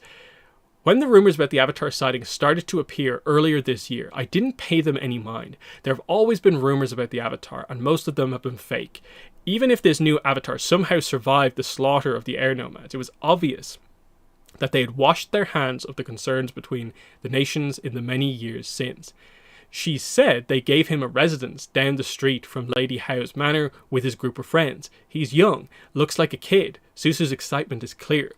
Her family's point of pride is that Susu's great-grandparents once shook the hand of Avatar Roku when he passed through Ba Sing Se during one of his delegation visits. That's a cool little detail there. I really like that one. It's just like random Roku reference, but like I guess for like people who live in the lower ring, it's like, yeah, like one of my relatives shook the hand of a previous Avatar, is a big thing. That's just a fun little detail there, because of course stuff like that happened during different times. I'm wondering, is there maybe a chance that moment could be in the next Roku novel? I'm guessing not. I'd be surprised if there was that level of collaboration between the two of them, and we somehow are able to get confirmation that when Roku shakes someone's hands at Ba Sing Se, that's how it all pans out. But anyway. He's young, that's strange, I comment, wondering about what happened to him in the almost 100 years since. But Susu doesn't even hear me. Do you think he will visit the lower ring, she goes on, already lost in her imagination? I know it would mean everything to her and her grandmother Wen to be able to carry on that particular tradition. They just want a handshake from Aang. Of meeting the Avatar and seeing him with their own eyes. Of continuing the story to tell their children and their grandchildren and great-grandchildren. Then she deflates a little, thinking further. Doubt it. They'll whisk him away before anyone can talk to him. It's hard to imagine an Avatar being our age. Like tomorrow we'll see him strolling down the street with his friends, just like Naki's gang. Interesting. I chuckle at the thought of Avatar behaving like the most pompous of the kids in the snake alleys. But maybe there will be parties. Parties, Susu sighs, eagerly joining me in this dream. I'll wear a green dress, the one that I saw in Seamstress Vaughn's shop. The colour of spring leaves. Dresses in that shop are made of material too expensive for anyone in the lower ring to afford. I'll be too busy trying the fancy egg tarts that are the colour of the sun, I counter, teasing, and she bats my shoulder, giggling. She's the one who envies the upper ring women for their elaborate dresses and heavy hair pieces, their faces powdered and painted. I'm more about trying the different restaurants in the middle ring, wondering if they actually are better than the lower ring stalls I'm used to. So straight away there's the idea of like, you know, Susu is actually thinking about like kind of doing stuff in the upper ring, whereas Jin is kind of like, if I can go to some middle ring restaurants, that's good for me. That's a nice contrast between the two of them. One day we'll go to parties, my friend declares with a sweep of her arm towards the night sky. We'll dress up and meet the Earth King and eat roast duck in his grand palace. A roast duck party, I laugh. Is there such a thing? It will be whatever we declare it to be, Susu says with a toss of her hair. And after the party, the Earth King makes an announcement. I join in on the fun. He's going to give each of us a wish. What would you use a wish for? That's actually quite good. Yeah, the line from Zuko. You've got quite an appetite for a girl. So yeah, she likes the food. So they're emphasizing that here, which is a fun little detail. Not really one I would have maybe remembered or focused on, that she likes her food. But we'll go on. Susu considers this more serious now. She stands up, cloak slipping off her shoulders, and proclaims to the rooftops, I want a proper shop for us, a display space in the front, like that fancy bakery in the upper ring. Proper cases where we can set our pastries out without worrying about any bugs. A storage room without squirrel mice. I want an apartment. I get to my feet too, but less gracefully than Susu. She pulls me back before I topple off the roof, and we giggle together again. My words start out quiet, then grow louder as my dreams take hold. An apartment with a view of the university in the Grove district, one that isn't as drafty. It stays cool in the summer and warm in the winter, shaded by the trees. Our own private garden, 3 rooms. One for Gong Gong, one for me, and a real study for his calligraphy. I want an apartment too. where we can live separate from the shop so our clothes don't smell like burnt things, Susu continues. A proper 2-story house. I can be upstairs with baby Ming when she's old enough. Mama and grandmother can each have their own rooms downstairs. But, she bumps me with her hip, let's be neighbours. We could share a garden, I tell her. I don't mind that. At night, I'll still jump from my roof to yours. Susu pulls me up and spins me around so we're looking up towards the upper ring. The Grand Palace somewhere beyond that, the street lamps and the windows glimmering like stars, lighting the way upwards, stars below and stars above. Extra space here, but yeah. We're floating atop of the world in this space just for the two of us. Someday, she yells, draping her arm around my shoulder, my brilliant, beautiful friend who deserves everything good in the world, whose smile is still luminous even in the dark, will be there, just you wait. Someday, I agree, yelling just as loud, casting our wishes into the world, believing that someday good things will come. Shut up, someone calls from below as a baby cries out. You're being too loud. We grin at each other again before gathering up the cloak and our garbage, climbing back down again to reality. I'll see you tomorrow, I tell her on the landing. She gives me a quick hug before disappearing down the stairs. I stand out there just a moment longer, enjoying the night breeze, my stomach and my heart full. Even if I came to Bossing, say, unwillingly, sometimes I can admit to myself it's not so bad after all. So, fun stuff here. Just the two of them highlighting their dreams for the future, what they would want if they kind of could have kind of anything in the world, and of course because they're from the lower ring, it's not even crazy what they ask for. It's pretty reasonable, all things considered. They want to just be kind of neighbors and have a little bit more space, basically, bit more of a specific kind of apartment type thing. It's interesting. It's just a nice moment between the two of them, overall. Anything else? Yeah, it's just the dreams of people from the lower rings of the city. It's one of those things. Chapter 5. We don't have all of this, but we still get, I think, quite a bit of it before it comes to an end. So, the next few days pass by quickly. Cookie Bun Day is always a blur, ending with my arms and wrists aching from rolling out dough for the special type of bun and the various toppings, my hair matted with sweat from carrying trays in and out of the shop. The next day, I commit most of the time to helping Gong Gong complete his commissions and package them for delivery, making sure each scroll is labelled appropriately. While waiting in line to pick up our dinner from one of the stalls, I massage my neck to try and loosen the knots there. Too much time bent over the table for different purposes. I casually eavesdrop on the gossip about the avatar that is ever present everywhere I go now. The excitement spreading through the city. The rumours have exploded 100-fold since the night Susu told me about his appearance. From the students at the academy to the aunties in the streets, everyone is talking about their particular avatar sighting. He was given a tour around the city yesterday and today by one of the Earth Kingdom representatives.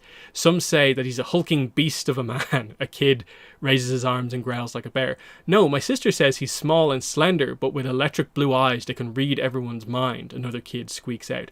I've seen him. A nervous-looking man sitting beside his cabbage cart looks up from his bowl of rice. He's just a boy with his friends, running around causing havoc. This city is doomed if he's found his way here. So I guess here's our actual cabbage merchant appearance, I guess. So that's pretty fun.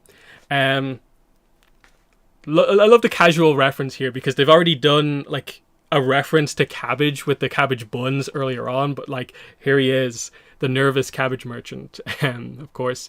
And yeah, this is classic, you know, the way he views Aang as just this causing chaos, havoc, that sort of thing. Like you've ever seen him, old man. The kids jeer at him, annoyed that he's disrupted their fun. They start throwing nuts at his head. I have, the man huffs, indignant, dodging their projectiles. But the kids continue to make fun of him while their chatting mothers are oblivious to their antics. The speculations about the Avatar's appearance continue to swirl around me until my food is in my hand. I take my usual route back home, using the quieter street in front of Pow's to get to my neighbourhood. But tonight, as I make my way past the mostly shuttered storefronts, I hear a crash somewhere inside one of the buildings that makes me jump. I hurry forward, knowing that it's not smart to linger when there's a fight happening in Ba Sing Se, but I'm too late. A door explodes in front of me, followed swiftly by a body falling into the street. He lands on the ground with a thud, sliding backwards from the force of whatever struck him. A dark blur follows, a sword held overhead. It falls in a menacing arc. I clamp my hand tightly over my mouth so I don't cry out, too afraid of them noticing me and turning that weapon on me instead. But the figure on the ground isn't defenseless. Their swords clash, the sound ringing sharply in the air. Please, son, you're confused. You don't know what you're doing. Someone yells from the doorway of the tea house. The commotion has drawn the attention of some of the neighbors, as above our heads there are windows opening and curious faces leaning out to watch the fight. So we all know this scene, of course. This is Lee versus Jet from City of Walls and Secrets. So we're right here in the middle of a scene from 214. A scene that we didn't actually know that kind of Jin kind of like necessarily witnessed, but now we know that she did actually see this happen. So it's a very interesting one to kind of see this kind of direct reference here. And yeah, there's Mushi's dialogue here, but it's Iroh, of course. I back up to try to stay out of whatever this is, but more people begin to fill the streets, drawn by the sound of the fight, blocking the way out. The two slash at each other with their weapons. One swings long blades with hooks at the ends, while the other wields dual swords with curved edges. They continue to come together and then fly apart, flying in the air like some sort of macabre dance. They pass under the light of a lamppost and their faces are revealed. The young man being attacked is the new server from the tea house, the one with the scar. In a surprising display of acrobatics, the one wielding the hooked swords leaps onto the well in the square. He's about the same age as the server. You see that, he cries out, addressing the gathered crowd. The Fire Nation is trying to silence me. Everyone watching looks at one another, uneasy. The Fire Nation? What does that have to do with this fight? The boy on the well leaps and tries to cut down the server again. They spin around as sparks fly each time they clash, the crowd gasping with every strike. Manager Fung yells angrily, trying to get them to stop, but nobody pays him any attention. If he's with the Fire Nation, then why isn't he burning him with fire now? One of the bystanders grumbles. Look at his face, he's been burned, another auntie comments, more attentive than the others. I heard they were refugees.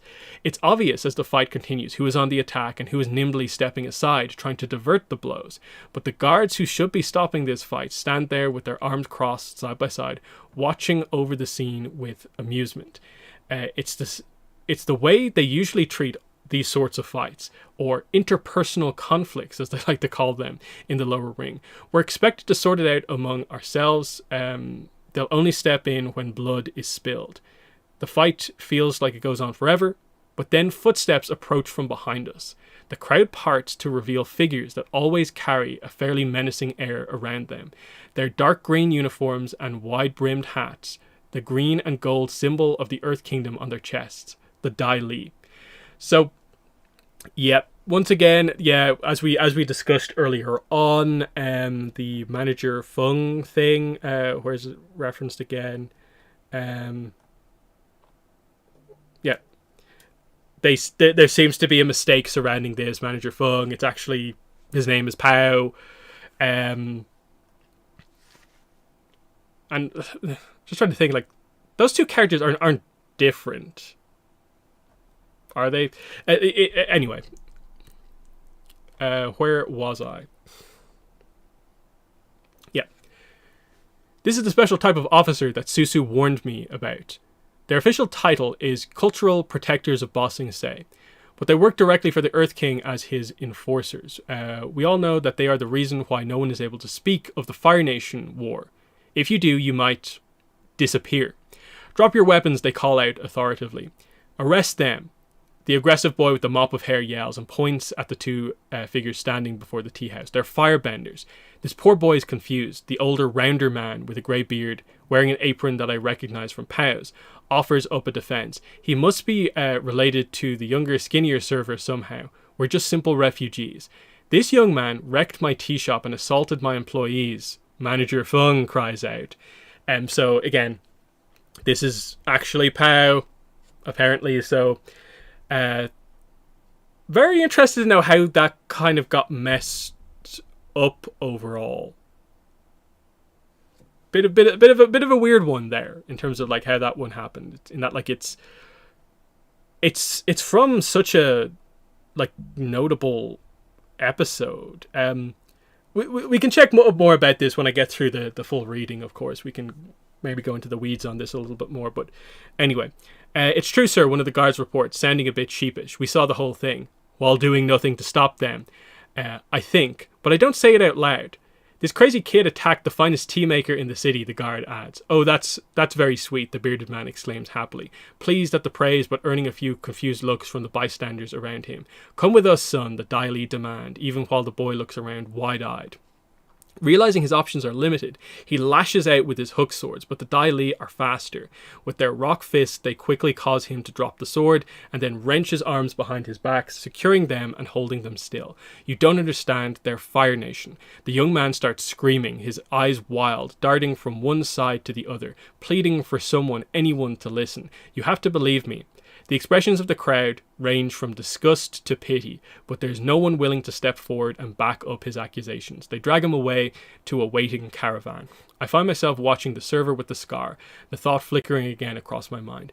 How does someone tell if they are Fire Nation or not? What if they're among us, watching, lying in wait? The thought makes me feel ill. Bossing Say feels like a fragile vessel, the cracks starting to appear on the surface. I worried when I first arrived here how long it would take until the Fire Nation army reached these walls. Maybe it's starting now. ... The loud slam of the caravan doors in the distance is a sound of finality. The click-clacking of the wheels taking the Dai Li and the prisoner away. Show's over, go home now. The guards wave at the crowd to disperse, even as some of them still remain, muttering to each other. Bossing Say is safe, you're all safe here. I return home with our cold dinner, still uneasy with what I witnessed tonight. The accusations ringing in my ears. They're firebenders. The next morning, I head over to Wen's before I start my week anew at the academy, eager to tell Susu what I witnessed in front of Pao's last night. But to my surprise, there is no line of customers waiting to pick up their morning orders. Instead, the doors are closed, the windows shuttered. I'm nervous now when let me go on from here. And you can find more of it by using the search in this book thing. Interestingly, what happens after this is that we find out that, the place is mysteriously kind of closed. I think the details are that we find out that the grandmother is ill or just like very tired from kind of what happened before. And then, in a very interesting kind of reveal, we actually find out that Jin already knows Smellerby and Longshot because she's done kind of like delivery jobs like alongside them, I think. I'm maybe I didn't maybe do the reference kind of looking it up that much, but like Smellerby and Longshot are in this book somewhere, which is it makes sense.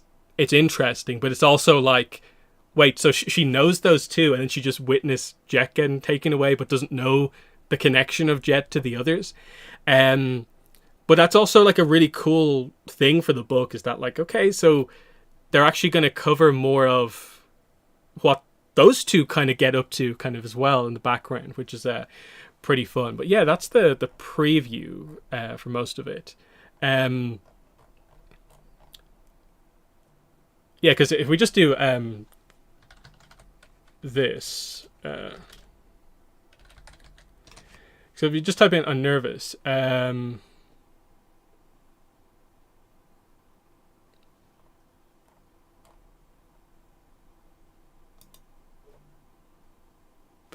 you can go through this, and you can there's definitely ways to kind of find out kind of more. Because this is where we do the search thing. You can really find some spoilers about the book if you search for the right terms and stuff like that. There's actually some quite interesting stuff that you can kind of go through here, because I'm pretty sure the entire text of the book is basically accessible through that. So interesting. But yeah, I'm definitely excited for this. It's still obviously getting started. Like, this definitely feels like, okay, the inciting event is basically about to happen at this point, because she's come across one of the more kind of action orientated kind of situations, and now something is happening to the kind of family that gives her stability within the city, and this is going to kind of prompt her into action. Now, of course, the description of the book is Susu's father gambles away the bakery. So I'm guessing that this is probably tied into this as well, that this has probably happened at the same time. And Susu has to, go to the upper ring to pay off the family's debt to get the bakery, and this is where Jin is going to come in and help no matter what. And then, leads Jin to Zhuan, an arrogant boy from the middle ring with ties to the Silver Fang. So this is interesting. So he is going to be involved with like a gang in the city, which will bring her involved into the black market within the city. And then she's going to get involved in much more of the other stuff going on as we get, I guess, more into the conspiracy within the city. But what is, I think, particularly interesting about this is that the book is going to cover the kind of like before, during, and after all the stuff that we know of with Jin. Like, it's actually going to cover a lot of ground in an interesting kind of way. Now, of course, there's a couple of scenes that we still have to get to, of course, in the sense that, like, what we know is that she goes to the tea shop regularly. She will then, of course, ask Zuko out on the date. They will have that date. Then she will have a couple of other like appearances, in the kind of background, of course. She will appear, of course, in the comic Going Home Again, where she actually meets May and Lee again. And then she's there when the city is taken over, of course. And I think that's the last time we see her, is basically that. I think it's the montage in like 301, I think is the last time you see Jin. So we're kind of waiting to see kind of after that as well. I'm guessing that might be what the part 2 maybe stuff is that like part 1 is like the events of book 2 perhaps, and then like we'll maybe go into afterwards or something. But yeah, I don't really want to spend like too much time just like kind of looking up spoilers in the book or anything like that, but just to kind of maybe try and get across what I said. Long shot. There is 46 references to Long Shot in the book, and yeah, he's in the book. Some interesting stuff. This line, I'll just highlight this one. It's kind of interesting. Long Shot explains there was a conspiracy against the Earth King that the Avatar was able to stop. So that means this is a Long Shot scene post Lake Laogai, which is interesting just by itself. And more Long Shot dialogue, which is very, very fun. So Smellerbee is of course here as well, and just that's very exciting just by itself. In terms of like the way they described it, as like there will be like references to characters and stuff like that. Okay, it's Jin and a lot of these other kind of relevant characters. Do you think the novel will release a new Avatar name and reveal some history? Every novel before has, but this isn't Chronicles of the Avatar. I don't think that's really the intent of this one, like, at all. Like, that probably shouldn't be too kind of crazy if we actually do that. So, of course, we've already seen there's a Roku reference. Yeah. So there's that. If we go to Kyoshi Warriors, Kyoshi Island, Kyoshi's chosen weapon, Kyoshi's well-known statue. So there's a few Kyoshi references overall. Be very surprised. Yeah, there's no Karuk references, of course. Is there any references to Yang Chen? No. Yeah. So kind of as expected, and then I'm gonna guess. Yeah, no Zito. And then it's probably a way to maybe try and search for like just Avatar and then the word that follows it, but I'm gonna guess no is probably the answer to like this book randomly revealing the name of another Avatar. I think it's got a lot to do just by itself. Like, they're going to focus on Bossing Say, the elements of Bossing Say, developing these characters that we didn't know about, that sort of thing. That's the kind of idea there. And then if there is an Avatar name, we'll get it more when the book actually comes out. It'll be, that sort of stuff gets out there pretty early when the book actually properly come out. How many illustrations are in the book? No idea. No clue. They don't really make it clear. And then also, like, there's the weirdness about, like, black and white illustrations throughout. And it's like, is there actually? Because I think this has been on a book before. So, I don't know.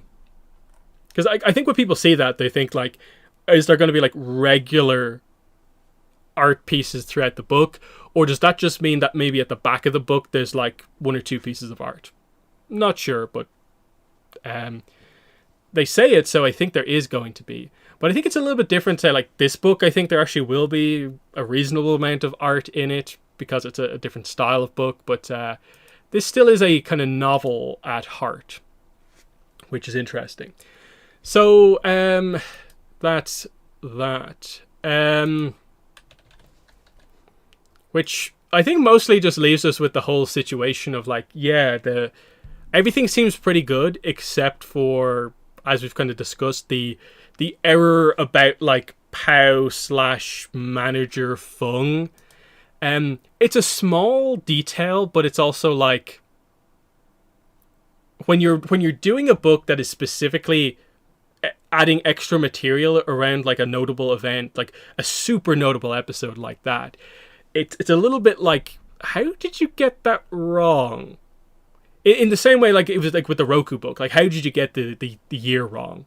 The year's wrong for Sozin's Comet. There is a bit of a situation where you just ask yourself, how did that happen? Especially because, like, these books go through, like, approvals and there's editors and stuff like that. You'd think those basic detail checks of, like, I'm referencing this are kind of, like, correct. But anyway,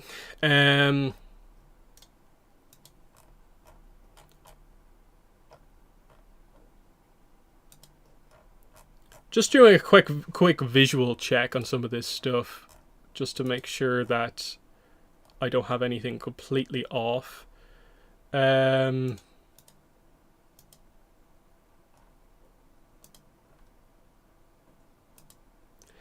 No, they're definitely the same guy.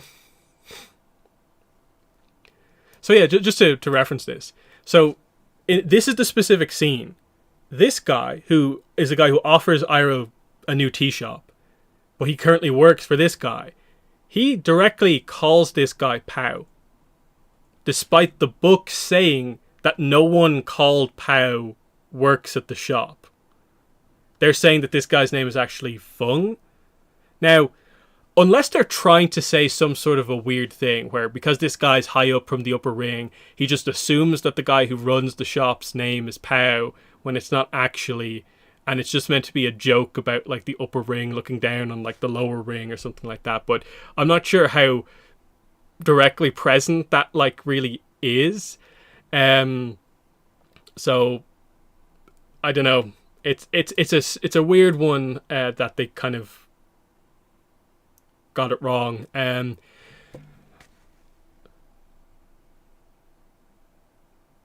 then like, what do we do with this going forward? So, like, is the guy's name so like, canonically, what is the guy's name? Because you have to, I think, prioritize the episode over the new novel, surely, just in terms of, like, order of kind of canonicity. And then, like, you kind of have to assume that, like, the novel has made the mistake, which I think just has to be the case. So yeah, that's a really weird one. Aang, I think I checked it up before. I don't think Aang is mentioned by name. Yeah, no results for Aang. So he's just going to be referred to as the Avatar over the course of the book. And That's interesting. And then yeah, let's do this one as well. So I have this one up here. I think I went way too far. Oh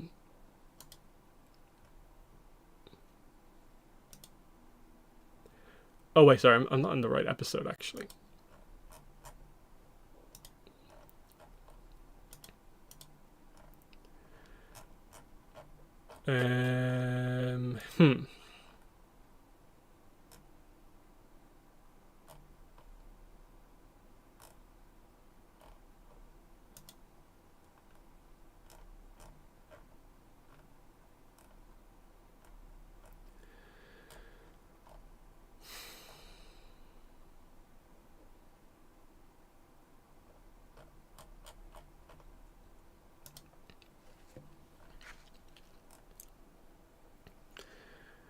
Hmm.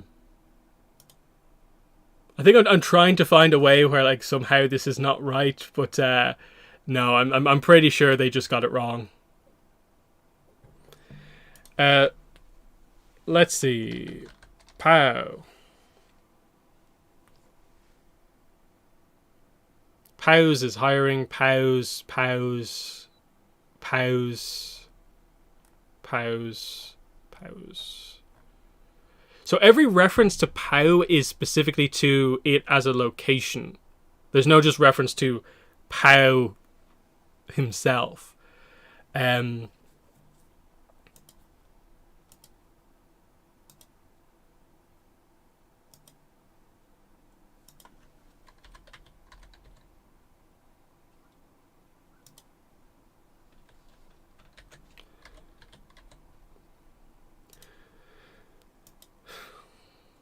And just to be clear here, again, we'll get the transcript up here.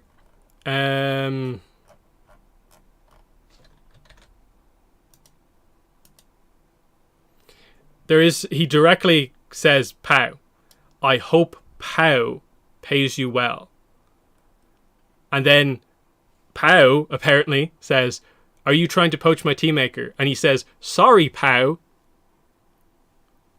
That's business for you. And like, he doesn't correct him about his name. Actually, my name's Fung or anything like that. And then because he says like, I'll make you assistant manager. Well, it's obviously because he's the manager. They've just got his name wrong here in a shocking twist. So there's no working around this one. It's a mistake.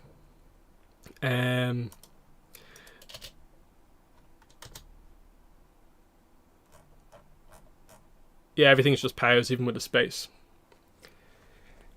Big error, Sally. It's not a big error. Like I think that's the thing is it's not a big error that like a minor character has been misnamed. It's a bad error given what Avatar Studios is trying to do. It's a bad error with like a small-ish detail about a reference to an episode. But because it's a reference to like a super notable episode, it is a more notable error type thing. In the sense that I do think a large amount of fans reading this book will not recognize that as an error. They will just assume that like, oh, that guy's name was Fung. And just work with it there. But yeah, the real problem, I think, with this is that they specifically made the point of saying that, like, with a lot of confidence is, well, actually, no one named Pow actually worked in the shop, contrary to popular belief. And it's like, you were very confident about this. And you double down on it. Let's see. Just got here. Did you see the chapter 22 preview?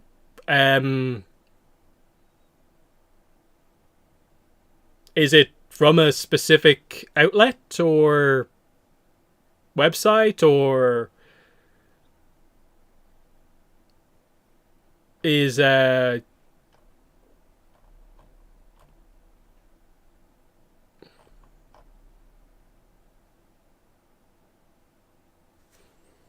gonna need a little bit of context on the chapter 22 preview thing.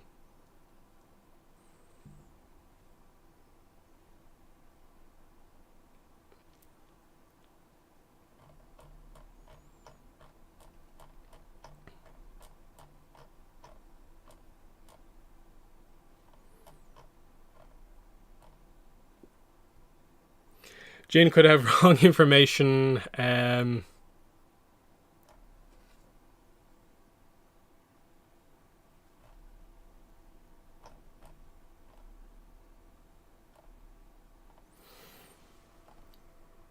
Yeah. Here's the big reason why I think it maybe comes across as being a worse mistake is manager phone. Contrary to the name of Pow's Family Tea House, none of the Pows actually work here. So there are Pows, but they don't work here. I don't know. Bit of a frustrating one.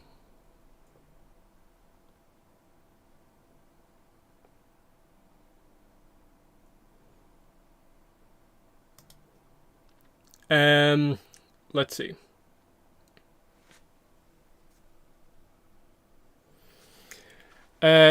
No, I don't have like a server myself. I just am on Discord in some ways, and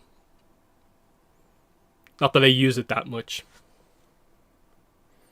Though interestingly, me and Greg do actually record the podcast now over Discord because of the tragic death of Skype.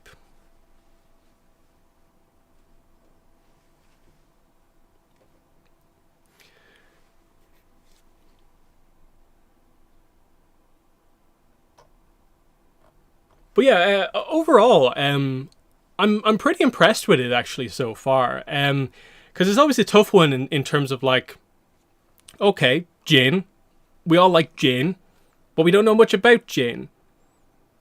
And they're actually doing a pretty good job about kind of getting across, like, at least right now, the very normal kind of aspect here, where like this feels like a pretty nice context to the Jin that we know from primarily that one, section of that one episode. But then they're adding all this other stuff in where like Susu's actually coming across reasonably well here. Some of the backstory stuff, I'm interested to see them get around to it in terms of like what the full situation kind of is there. When exactly is that going to come out? And just we're getting to see a more in-depth view of Ba Sing Se, which I think is probably going to be like the trademark, I think, of this series is, yeah, it'll be about a kind of unsung hero character, but I'm guessing the location is probably just as much a factor in the series as anything. That if there is like a specific location where like that episode where we were in that place was cool, I'd like to go back there, maybe without the main characters kind of having to immediately leave or something like that. And that's the thing with Ba Sing Se as well. It's interesting.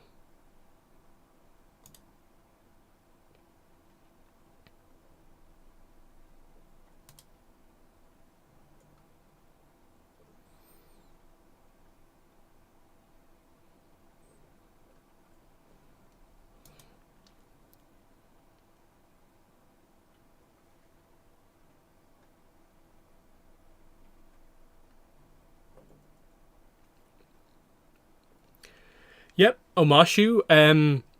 Omashu's interesting because like that actually might be a notable location in Awakening of Roku, because that's like the main setup, I think, if I remember correctly from the End of Reckoning, is that like Ta Min is like they haven't really heard back from her, and that's where she's kind of positioned in Omashu. So there's a way to kind of maybe have the next one be kind of focused there. We'll have to wait and see about like the timing. That they might resolve that off screen, but like Omashu might be a small part of it or not.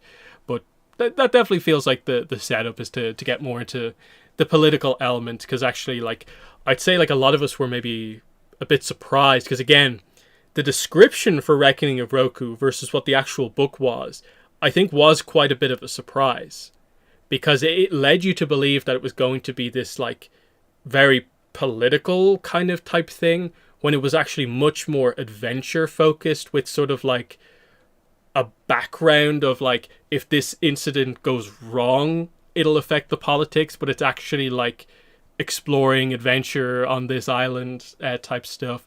Whereas I am expecting the next one to be much more like of a proper Avatar now knows most of the world leaders and political stuff is actually happening. Setting up diplomat Avatar Roku, who we know is like his strength and as we go through his era.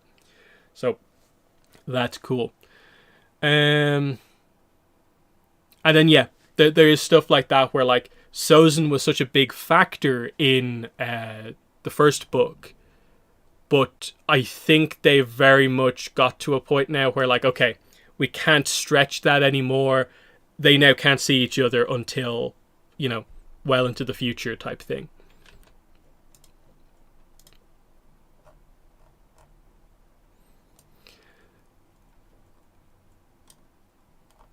So yeah, Awakening of Roku, as you can see here, October 14th. Still awaiting the cover. Still awaiting the description.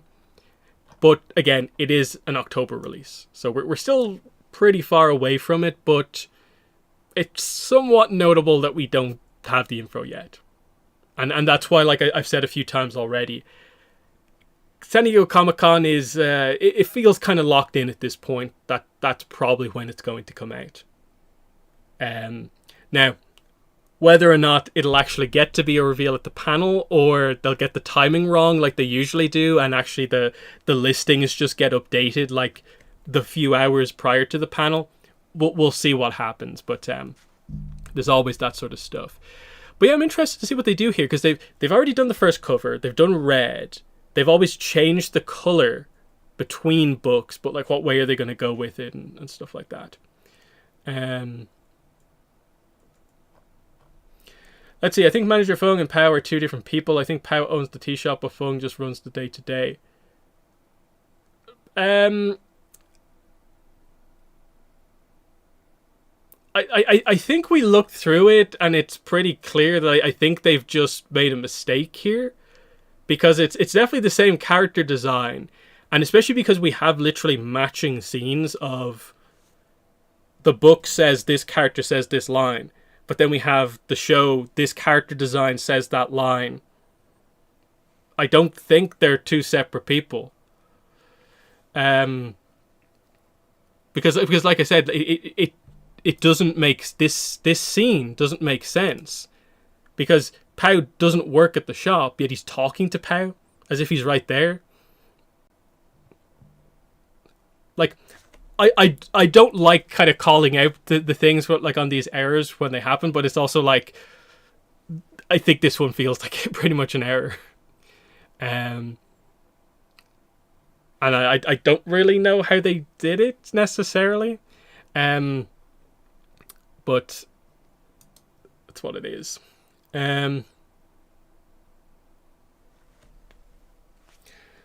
Book 7 and 8 with Kurok are not confirmed. Do you think Chronicles of the Avatar will continue after they do a potential Kurok story?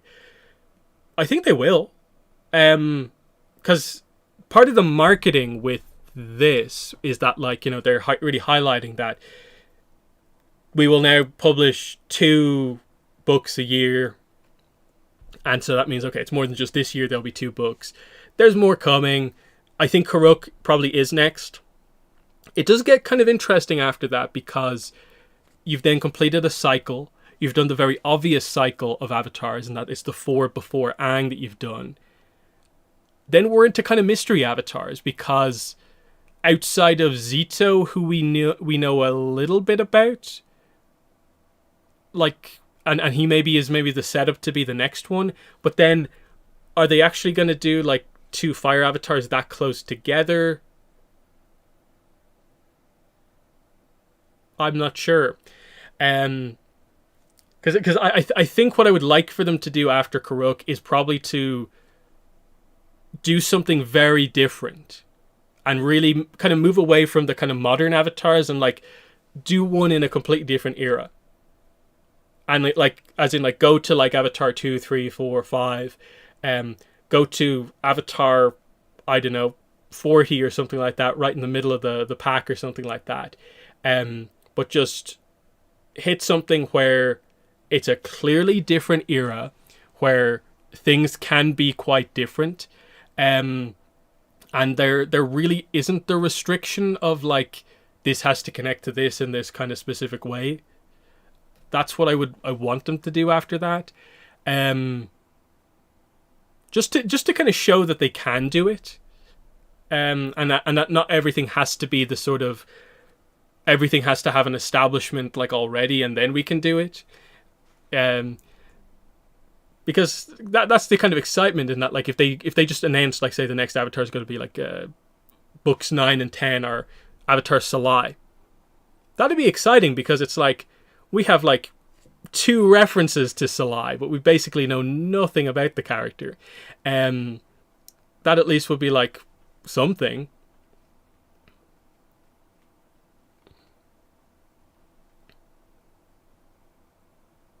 So yeah, definitely, yeah. Unknown Avatar is kind of to me one of the exciting things, and I hope it would kind of play into the idea that you know they have it better planned out, the kind of how many avatars there are, and that there are openings here and here, and that you know they can just do an avatar. An avatar can be kind of publishing exclusive and all that sort of stuff.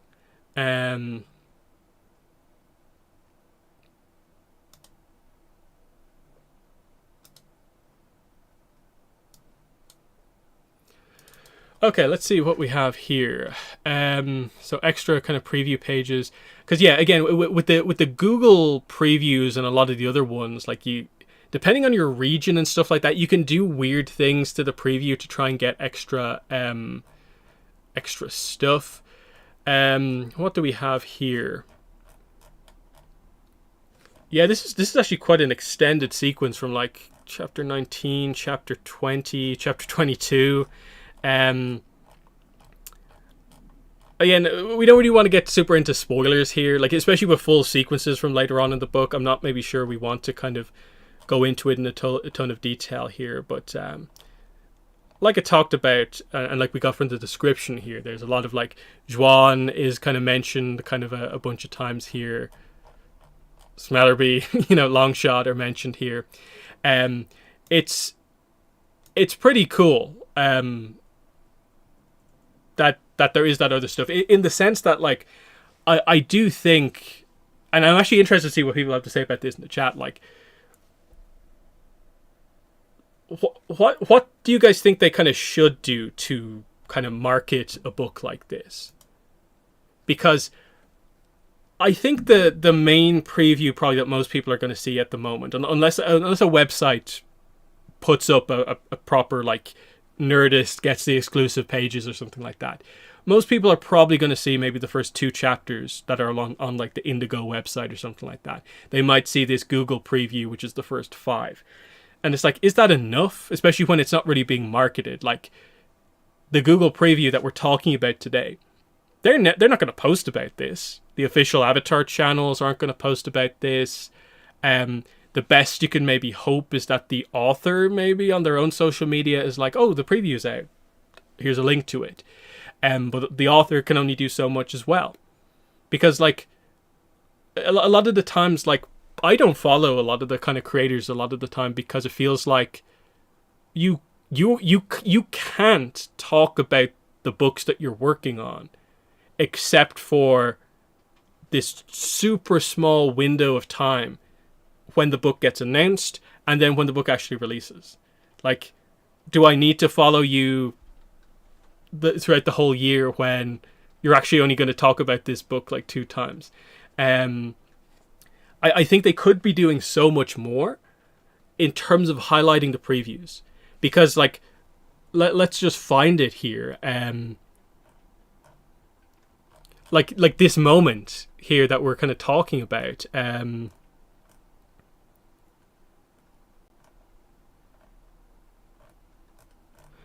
Where am I going here?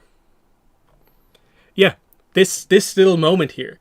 Like, imagine they just posted these 2 pages or something like that. Made it clear that, like, hey, Jin is looking around, and look who Jin encounters. And like, the chat had a little bit of a reaction when I got to this section, where it was like the kind of intro to Lee Zuko.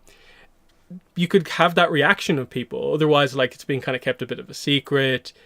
I definitely think, like, you could do something like that just to kind of highlight more regularly to people, like, what's actually going on with the book. Because, like, I felt like they did Reckoning of Roku a little bit of a disservice by, I think, avoiding what the book is actually about and almost, like, hiding it. And that the book is completely different than I think you'd think it actually is. And especially because I think this one needs a little bit of selling. Just because it's like, what is it? It's a new series. It's about unsung heroes. Oh, it's about Jin? Okay, but, like, more specifically, kind of what's she doing? That's what you need to do. I think a big thing they probably should be doing is, like, the audiobook preview stuff. Like, they should have that just up as videos on YouTube. Like, I'm always amazed at how they never post about the audiobook. When, imagine they just had, like, this preview, these first 5 chapters up as, like, an audiobook kind of preview. I think if the Avatar Legends channel posted that would be pretty exciting. I think they should do something like that with, like, most of the novels. Like, I think you'd get so many people to read the Kyoshi novels if you just did something like that. Put up a proper initial chunk of the audiobooks. You would get people to actually listen to the books. Otherwise, like, I think, like, you're waiting for, like, hardcore fans to spread stuff like this around the place, that, like, oh, hey, I was looking on Google Books and happened to find the preview. I looked on the Canadian retailer that has the exclusive edition for the book and found the preview. It's not being posted, like, anywhere in particular, that sort of thing. That's why, like, when I came on here, it's like, I was just like, should I read the book? No, yeah, I'm going to read the book because I think it kind of is helpful for people. And it's why, like, I think the audiobook probably should be a little bit more kind of prioritized, kind of typically out there. Just as, like, almost like an accessibility thing, because I know a lot of people don't like to read.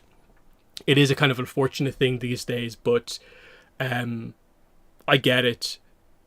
And that's why, like, I do think the audiobook should be prompted a little bit more, that, like, hey, you can actually just listen to this. And that's, like, the marketing for, like, all the publishing stuff in general, is just that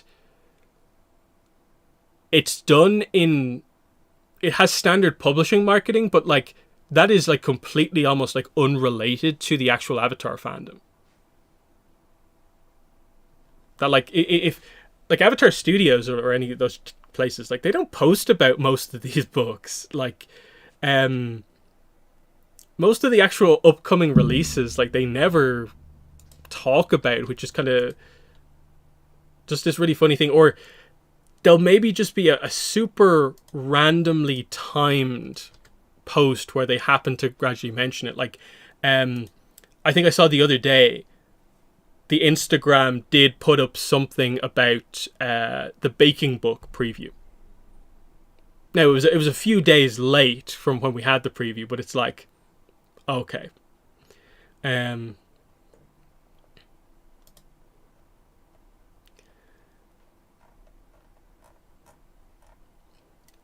Which is why, like, I am a little bit kind of, for this one, I assume they'll get information about this eventually. But I'm still amazed that, like, every time I mention this, if I don't specifically have a ton of detail when I post about this, everyone's asking, what is this? Like, huh? Context? Like, what is this? Like, even though we've known about this book for, like, months, I get it, we've only had the cover for a while, but no one knows that this is a thing. And like obviously, like it's still a while away. There's no preview pages out, but still, it's, if this book doesn't sell, well, it's not our fault. It's theirs. A lot of people only learned there were books when they get referenced on the podcast. Yeah, basically. And even then, like, yeah, that podcast is, it has more of a casual appeal, but it's still ultimately for sort of a kind of more passionate fan base than just completely casual people. So it still only has a certain amount of reach, and that's why, like, I do think just having general videos going over this stuff is important. And like interviews with the authors on the official YouTube channel, like timely interviews as well. Like they've had some of the authors on the podcast, but like it's never at the right time with a release. And like part of that is like, oh, I'm guessing Dante hasn't read the books and stuff like that, and that's a big factor in it. Is that like, are they really going to talk about it when that's happening? And there's some weirdness there. But yeah, frustrating because they could be doing so much better. Like they have the official website, but it's never updated enough, and that's at least something. But they never promote that website and all this sort of stuff. But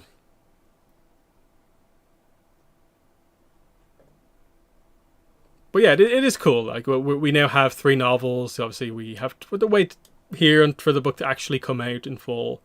Timeline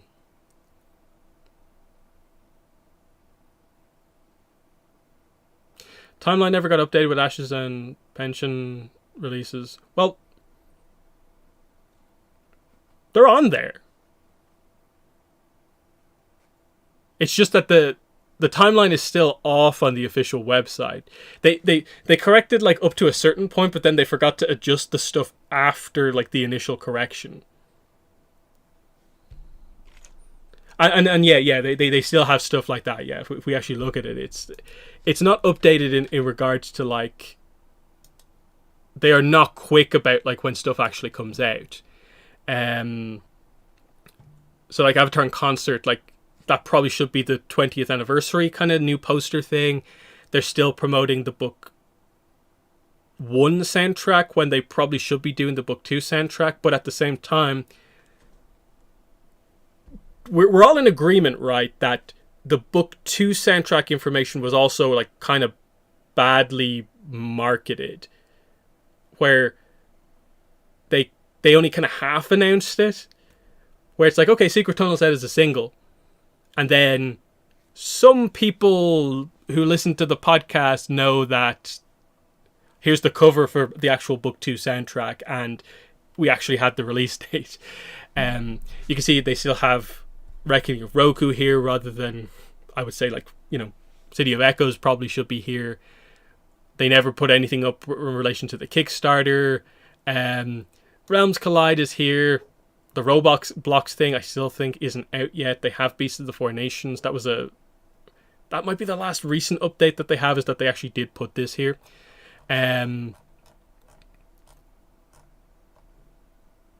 Still no actual like mentions of the actual stuff that's announced. Yeah, the timeline. This is probably the coolest kind of update to the website. It's like that actually gives you quite a lot of information.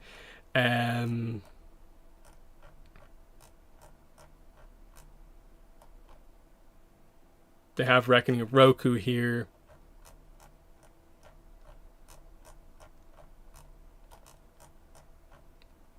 Yeah, it still says pre-order for Ashes of the Academy, but it's still here, and it's the same for this. Yeah, so it kind of highlights that. Yeah, that's a couple of months out of date now. Both those books are actually out, and that's. But there's also like a bit of a Dark Horse problem of like, what about the next book's Dark Horse? which I suppose is probably the last thing I want to discuss here is just on that front. I guess I'll go.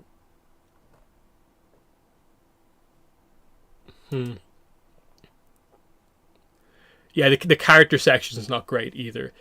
But just about, I suppose, upcoming releases San Diego Comic-Con. Like I said, I think we'll get the details on this book properly. What comic announcements do you think they'll make at San Diego Comic-Con? Because what they have still to do is Korra one-shot number 2. Because it's a trilogy, that's a confirmed book that has to come out at some point, is the second Korra one-shot after the Mako one. So that's something that has to be announced at some point. But is up in the air because we have no idea what the production kind of timeline, pipeline is like on Korra Comics. In the sense that, like, there was issues with that first book coming together on time. Are those issues still in place? Or is it smooth sailing now for the rest of it? To the point where, like, I'm not even sure what the situation is there. With Avatar Comics, of course, we do expect another one-shot trilogy, but are we sure that's for sure what they're doing? I don't know. And then let me attempt to find this just to have this here. Yeah. Anniversary press release. Publishing, yeah. Comic miniseries. They still have to announce whatever this is. Probably like the biggest mystery from San Diego Comic, from the announcement here. Now, they say that they'll have something going on at Comic-Con. Like, they'll have fan experiences, consumer products, giveaways, they'll announce in the coming months. And we assume along with that at least some sort of panels. So we're expecting something. I'm guessing they maybe assumed at the time maybe that they might have something a bit more to say with the movie. This is prior to the delays and stuff like that.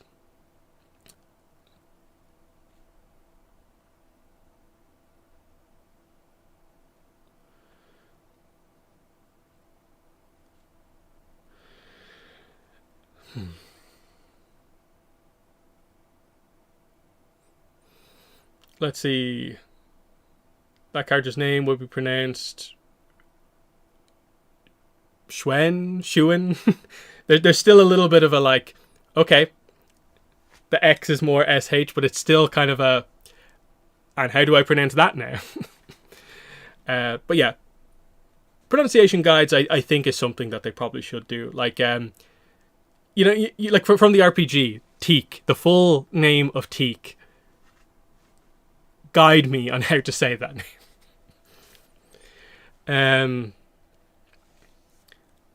But yeah, Dark Horse need a big con because, like, there's no books on the schedule. I'm guessing there probably won't be a free comic for next time out because they kind of are going 1 year on, 1 year off. Maybe they will because we know we're going into, like, more interesting stuff. But, like, then this comic miniseries. What if it was like movie tie-in stuff? Suddenly this is not actually going to be announced anytime soon. That's probably going to be announced more for October, if that's what it is. And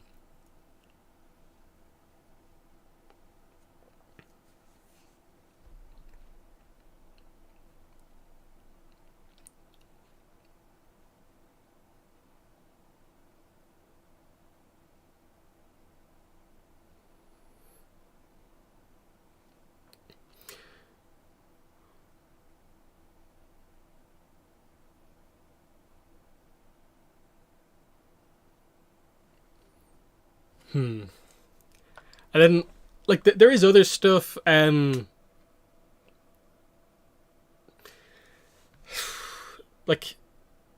I doubt. How much, like, preview stuff are they going to do? Like, I assume they'll talk about this.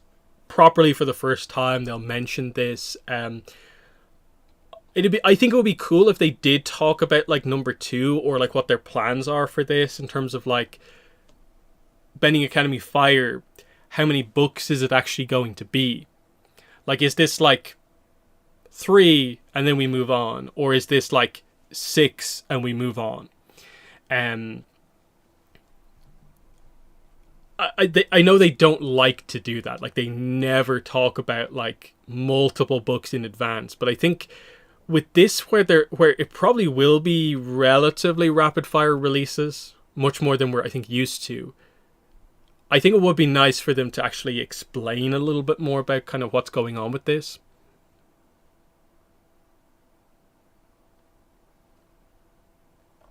Because it's actually one of the few times where like Random House is like, actually, yeah, Random House, tell us what you have to say about one of your new books, rather than most of it being kind of picture book style stuff. I think there's still going to be a sense of like them holding back, because they obviously can't talk about the tie-in media stuff. To kind of go over that again, actually, where is it? I Am Sokka. Yeah, all this stuff down here. I covered this in a video.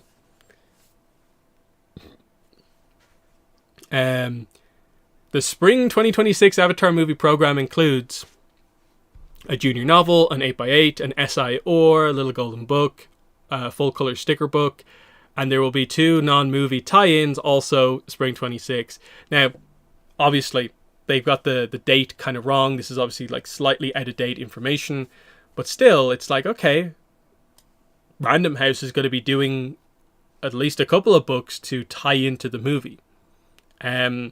What are the other publishers going to be doing eventually for the movie? It's just cool to know that sort of stuff, that they're in no way are they doing a Korra again on this, where Korra released and there was no merch at the time. There was nothing that you could get to support the show effectively. Like, eventually bits and pieces came out, but it was nowhere near where it probably should have been. Perfect announcement, possible announcements. Awakening Roku, yep. One Shot 7 for Avatar, Core One Shot 2, Spirit World book. Yeah, I really hope Magpie say something about the Spirit World book. Just because of how far off the Kickstarter stuff, Voyage of the Unity, is, I think I'd like to know what they're actually planning to do. And some random House stuff. Yeah, like I Am Sokka cover, yeah, maybe. What will the movie be rated? I'm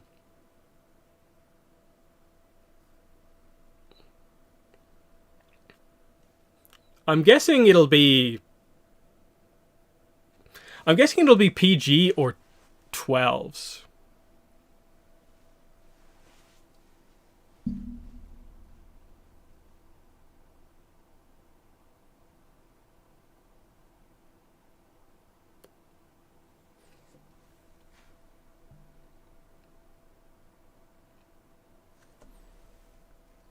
Yeah, it's going to be either one of them.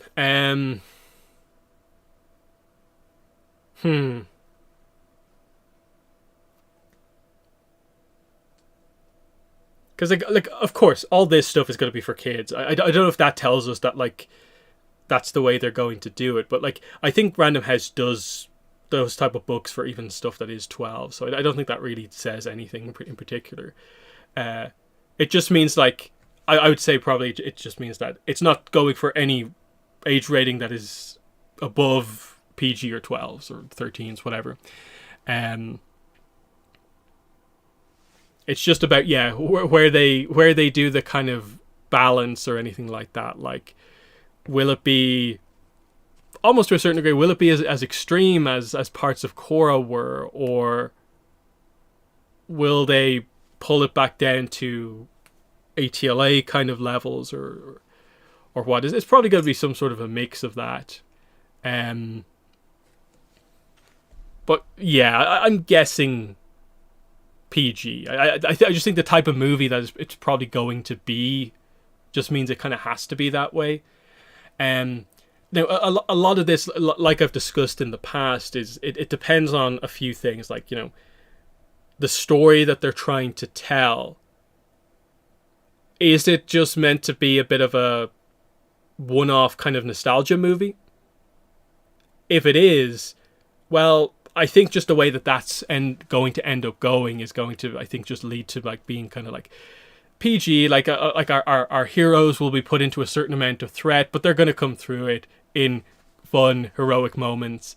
If it is more of a like one of three movies and they have a bigger plot planned out, and it's going to actually lean into big character arcs and that sort of thing, maybe then bigger stuff kind of will come up. Because say for instance we eventually get to a point where, let's say in one of the movies, we're doing the end of the Azula arc, that could get like quite intense, like maybe one of the most emotionally kind of powerful kind of moments in the series. You know, like they could be, you know, doing something there that's different. It's hard to say, just because we don't fully know kind of what we're doing, because of course the title tells us kind of nothing.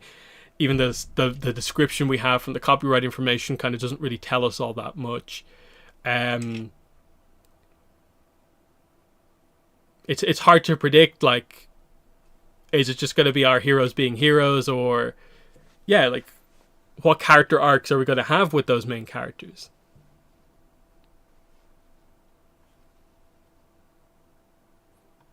And kind of what do we want from the movie as well.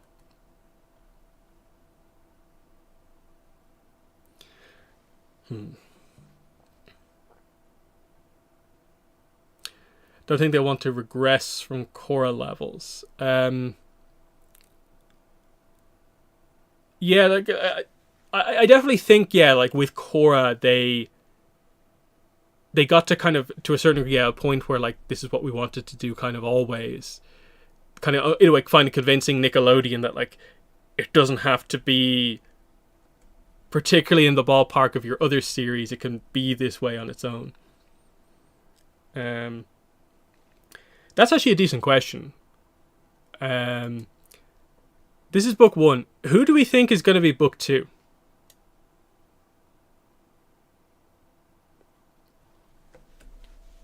Because the way it reads is that, yeah, remember it says Avatar and Korra.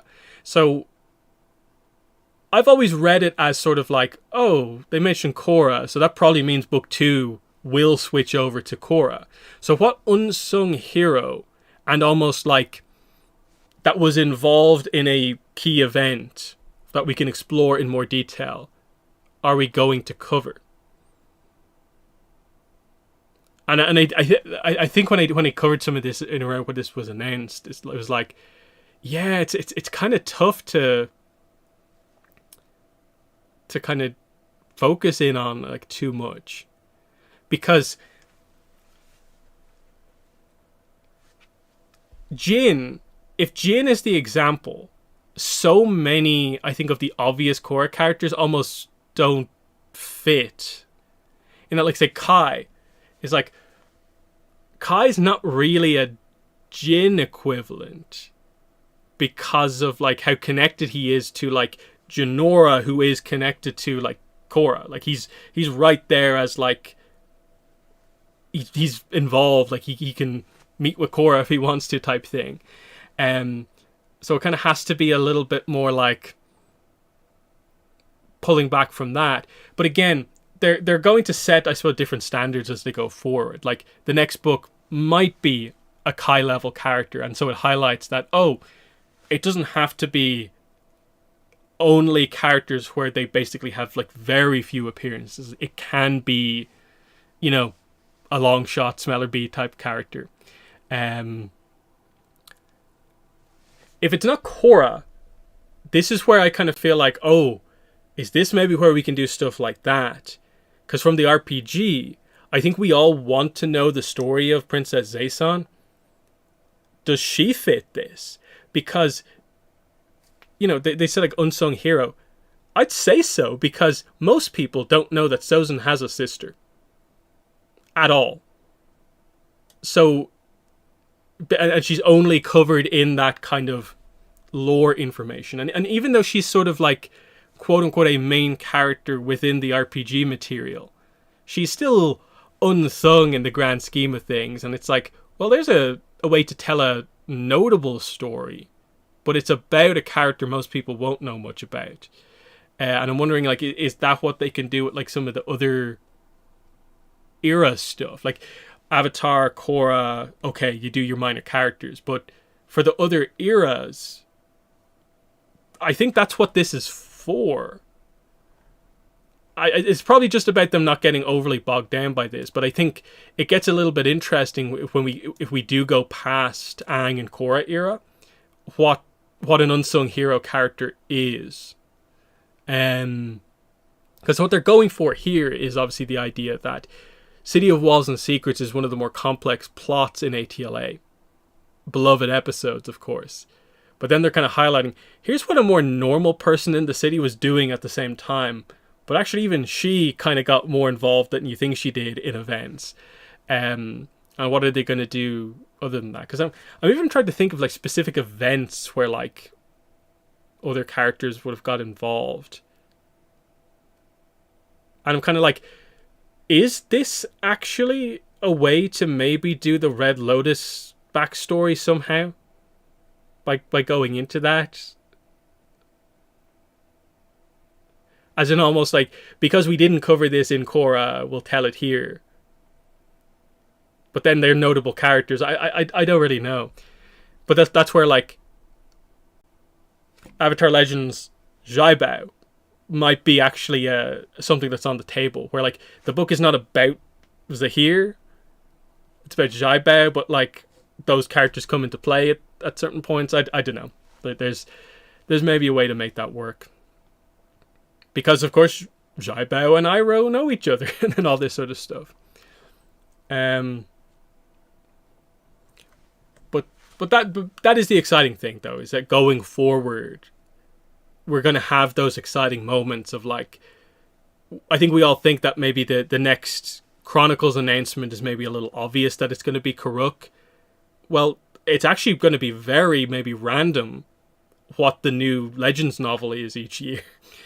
Because it can swap eras and all this sort of stuff. Lauga. That would actually be really cool.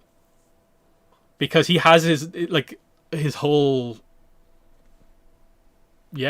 other persona basically, and from other eras. Like that he could be someone to do.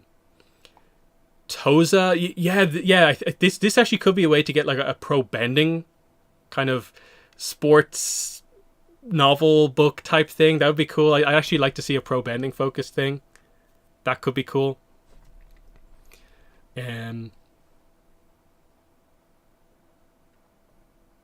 Yeah, like a Toza book where like they tie in like a bit of Republic City Hustle, where like you see that happen, and maybe a bit after that as well. That could be a cool thing to do.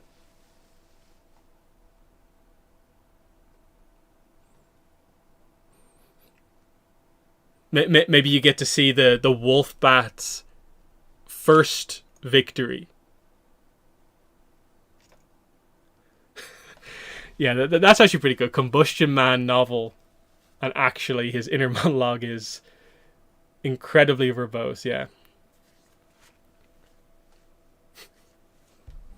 He's an intellectual. Just not much of a talker.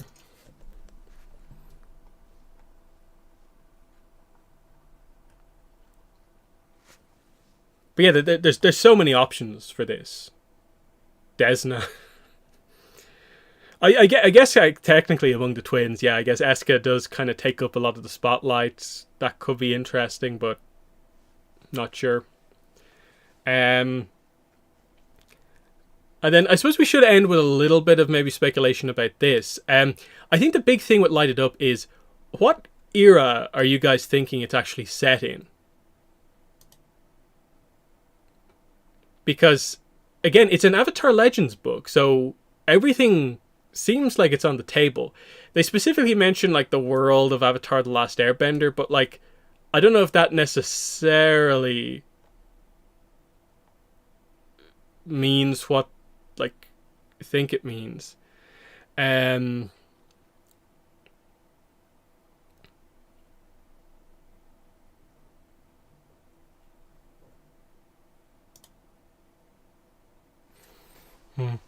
Oh yeah, I actually completely missed that. I've looked at this image a bunch of times, and like, yeah, she's actually missing an arm. I didn't notice that before. Am I just like blind or something? Did I? I'm actually going back to look at some of my initial posts when I posted this image just to see if it's like was it slightly different when I first posted or if I just completely didn't look at that. No, it was always like that. Okay, I just was not paying attention. um, that's interesting. That is something that could be done quite interestingly in the book, kind of highlighting because like we know from Minghua that doesn't mean she can't bend, of course, but like. Is it a challenge to do that? Like, it probably requires a bit of extra training to be able to bend with that arm. Interesting. That adds a different element to it. Certainly, that's okay.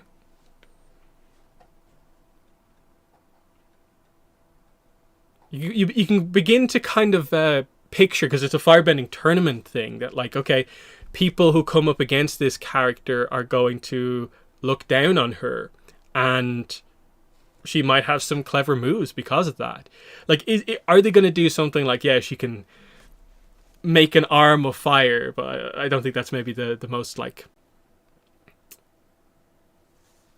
fitting thing, perhaps. But, like, yeah, kind of surprise move of, like, they don't expect her to have, like, any, like, arm attacks coming from the left, but like she's in a pinch moment in the fight, she just fires one out of it. That could be quite cool. But yeah, like I said, the era is like they don't describe it as being anything like serious happening, like it's the war. So it feels like it has to be the. I think I said this in videos. It probably has to be the Aang era, like comics, like after war. It could be set in or around the time of when the movie is. It doesn't have to really reference everything, but it could be a little bit later in the Aang era or Korra era where just everything is blending together. Because it's obviously on an island and there's clearly a sense where like, okay, it looks like people coming from a variety of different islands, different backgrounds.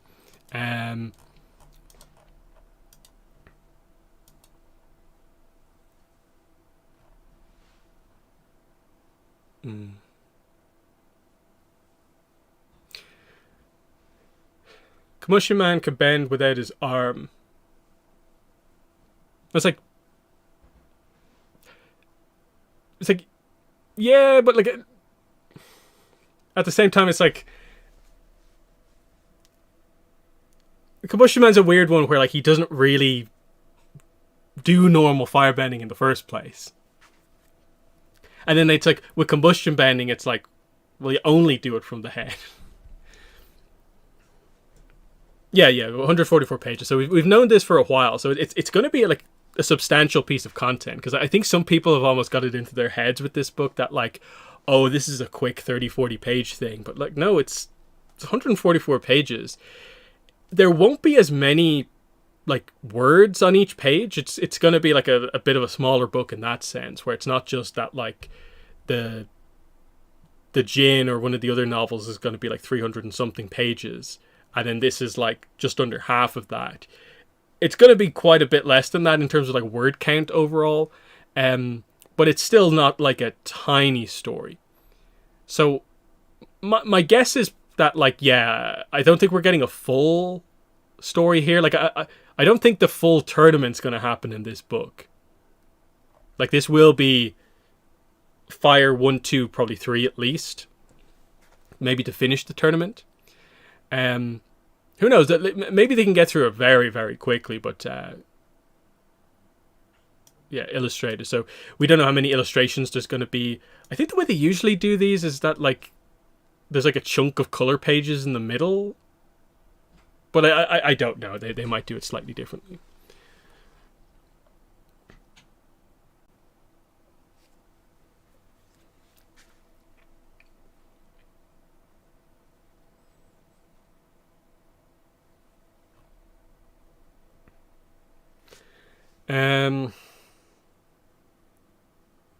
The Minecraft books done in the similar style usually have 6 volumes per saga. Okay, that that'd be interesting. Make it a very long series. Um, is the girl on the bottom left an airbender? Bottom right. Uh, it's a firebending tournament, so I think we assume they're all firebenders. It doesn't say anything about any other bending types, so uh, I guess it just that's the thing is like they it seems like they all come from a specific region of firebending islands, so that's why they all have different styles, I guess. Um, but they're all friends. Hard to say. Um, Training does not go. What do cooking and math have to do with being a firebender? Um, uh,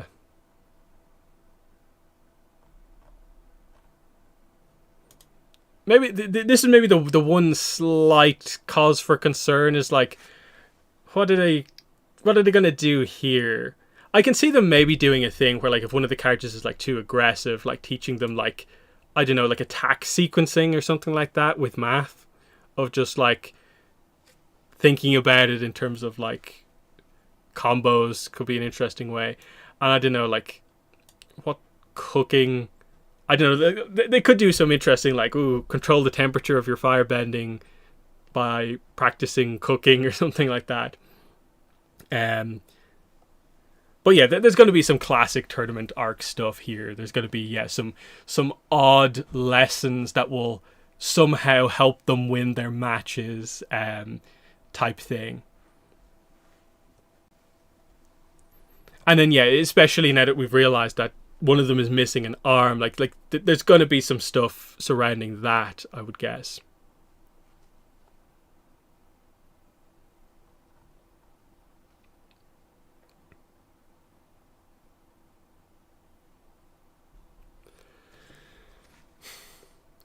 It's very unique, I think. Like it's one of the more like experimental things that Avatar is doing in this new era.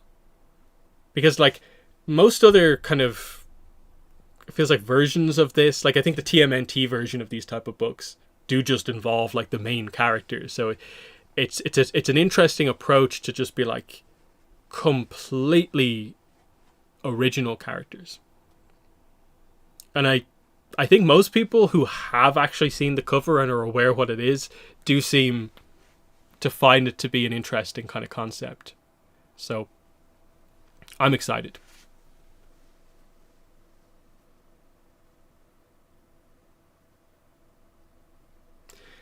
Did you ever review the TMNT movie by Seth Rogen? I'm way behind on TMNT stuff. So I've not seen any of the recent stuff like at all since TMNT 2012 ended. I think I tried out the show after that and it didn't do anything for me, and I haven't really looked at most of it since then, except just to mostly compare and contrast Avatar, because Paramount are doing that franchise in kind of the same way that we're doing it.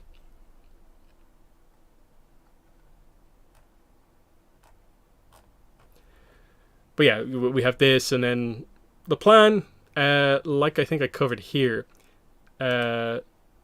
seems to be Avatar Bending Academy Chapter Book Series number 2, planned for Spring 26, which by Spring 26 they actually seem to mean like very early 2026. So there might actually only be like 4 months between these books, maybe 6 months, because this one was slightly delayed, which I think is good. Regular content, I think, is something that we've needed, and we kind of had in like the early days of the comics, like 4-6 months between releases. That has not been the case recently. So this could actually be some of our more regular content, I think. So eager to see how it goes. Especially in terms of like coverage, like how many videos would it take to do pretty detailed coverage of a kind of kids 144 page book?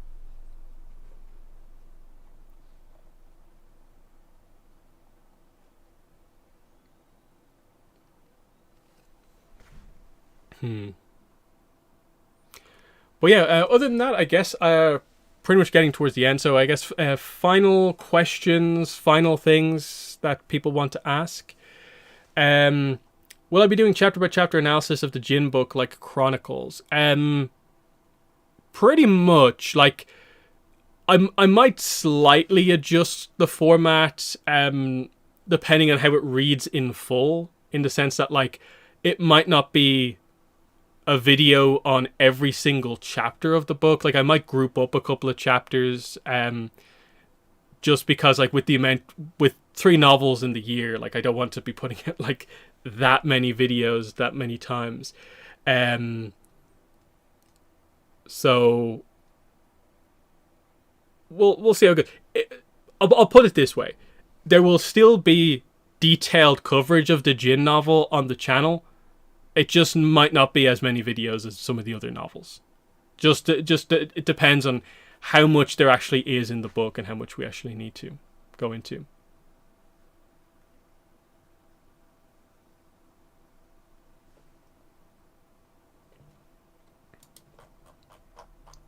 What's this? What happened in the first chapter?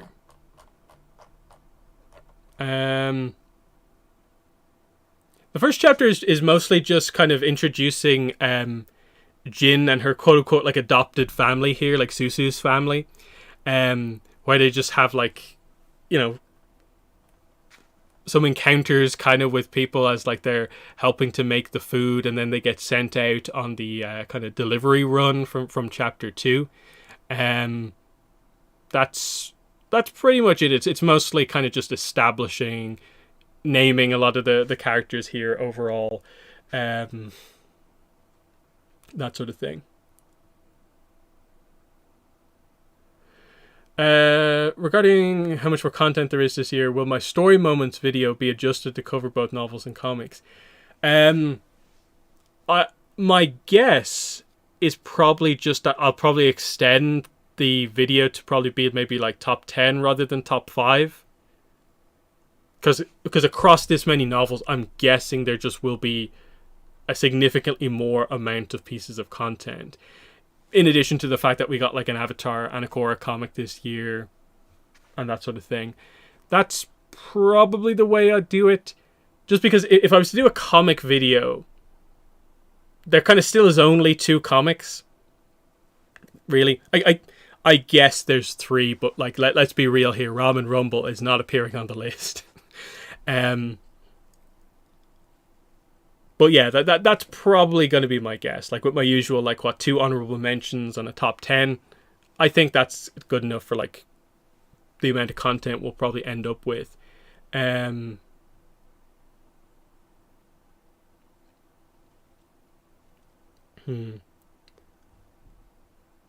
Let's see. Are cats okay with being picked up, carried to the camera? For the most part, yeah. None of them are around me right now to show off. No. Broadly speaking, of the 4, 2 of them are perfectly fine with being picked up pretty much whenever. 2 of them, it's a little bit like they don't super like being picked up that much, but they're okay with it. So, but yeah, none of them are around right now, unfortunately. They're asleep downstairs, I think.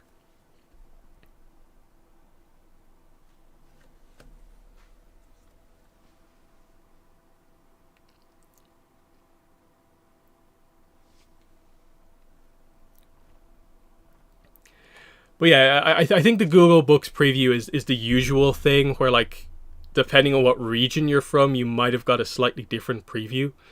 Um, where, like, I got chapter 1, 2, and like 80% of chapter 5. Other people got like a lot more from like later on in the book. Actually, did I scroll down far enough? There might actually be more.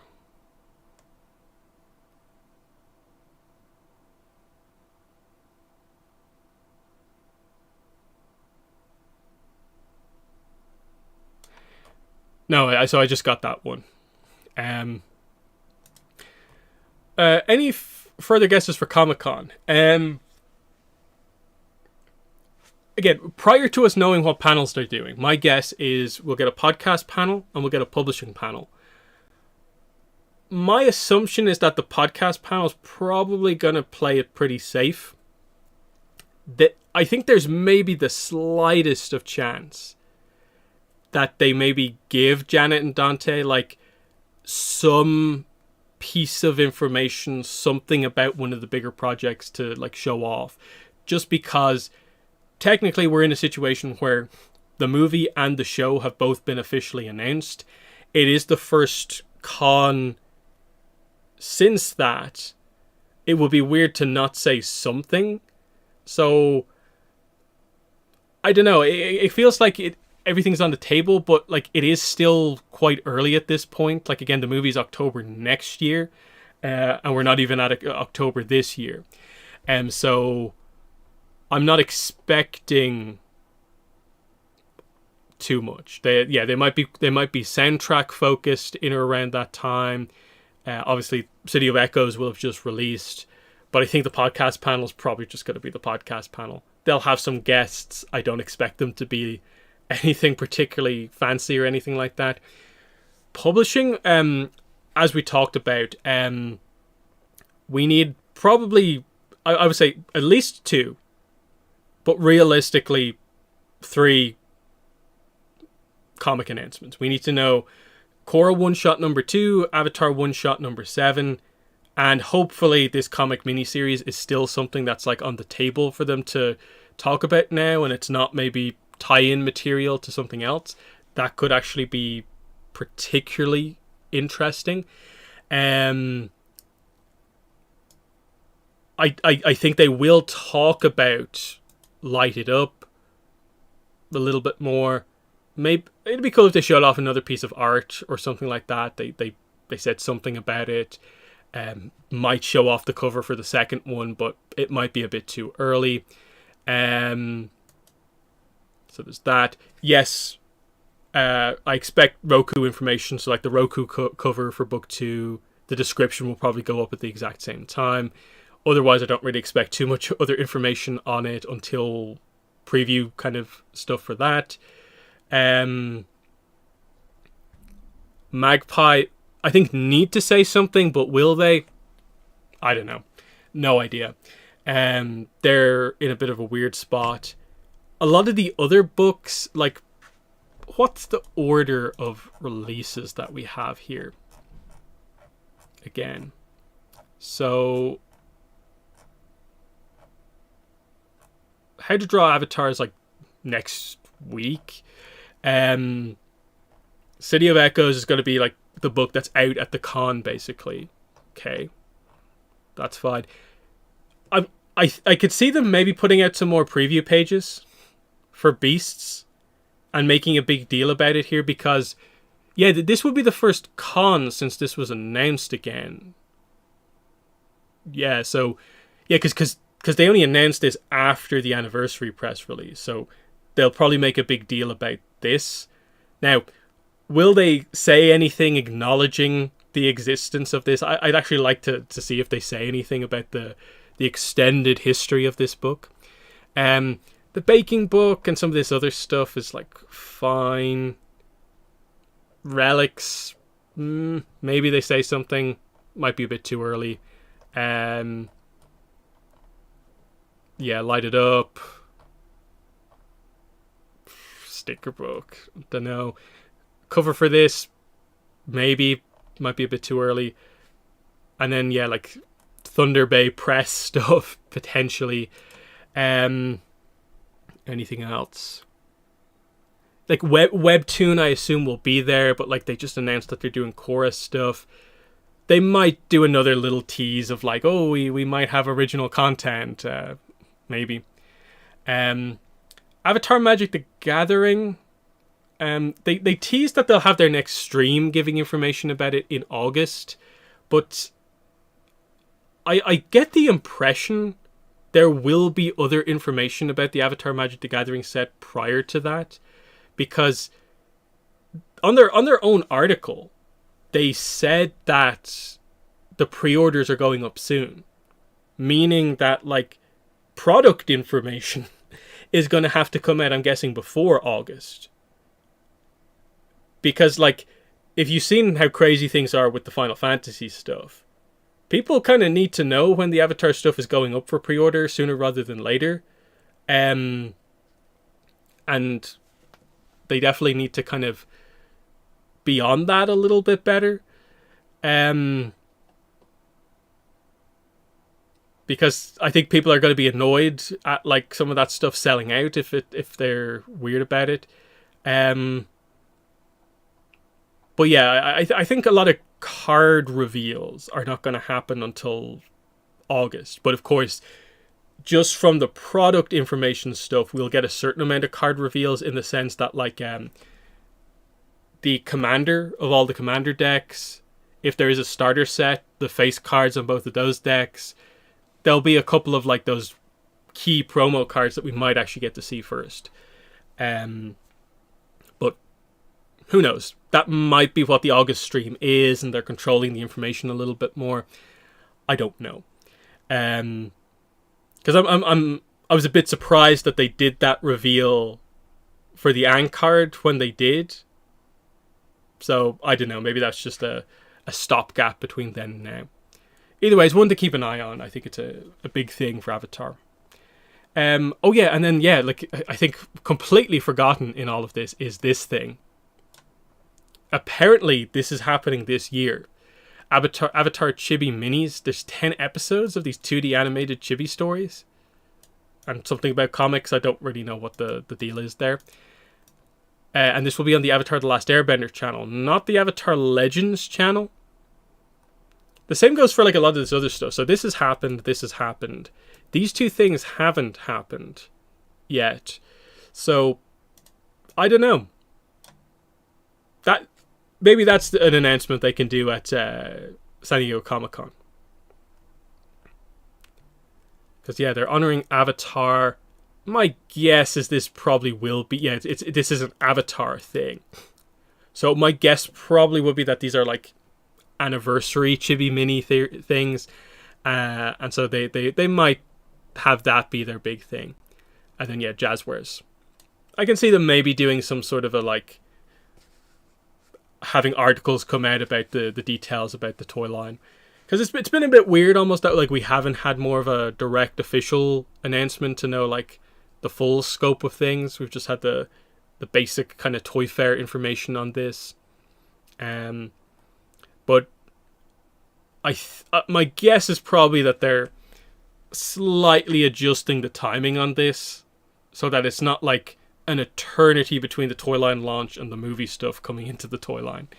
But it just highlights when you delay your movie, how much moving parts you have that also change.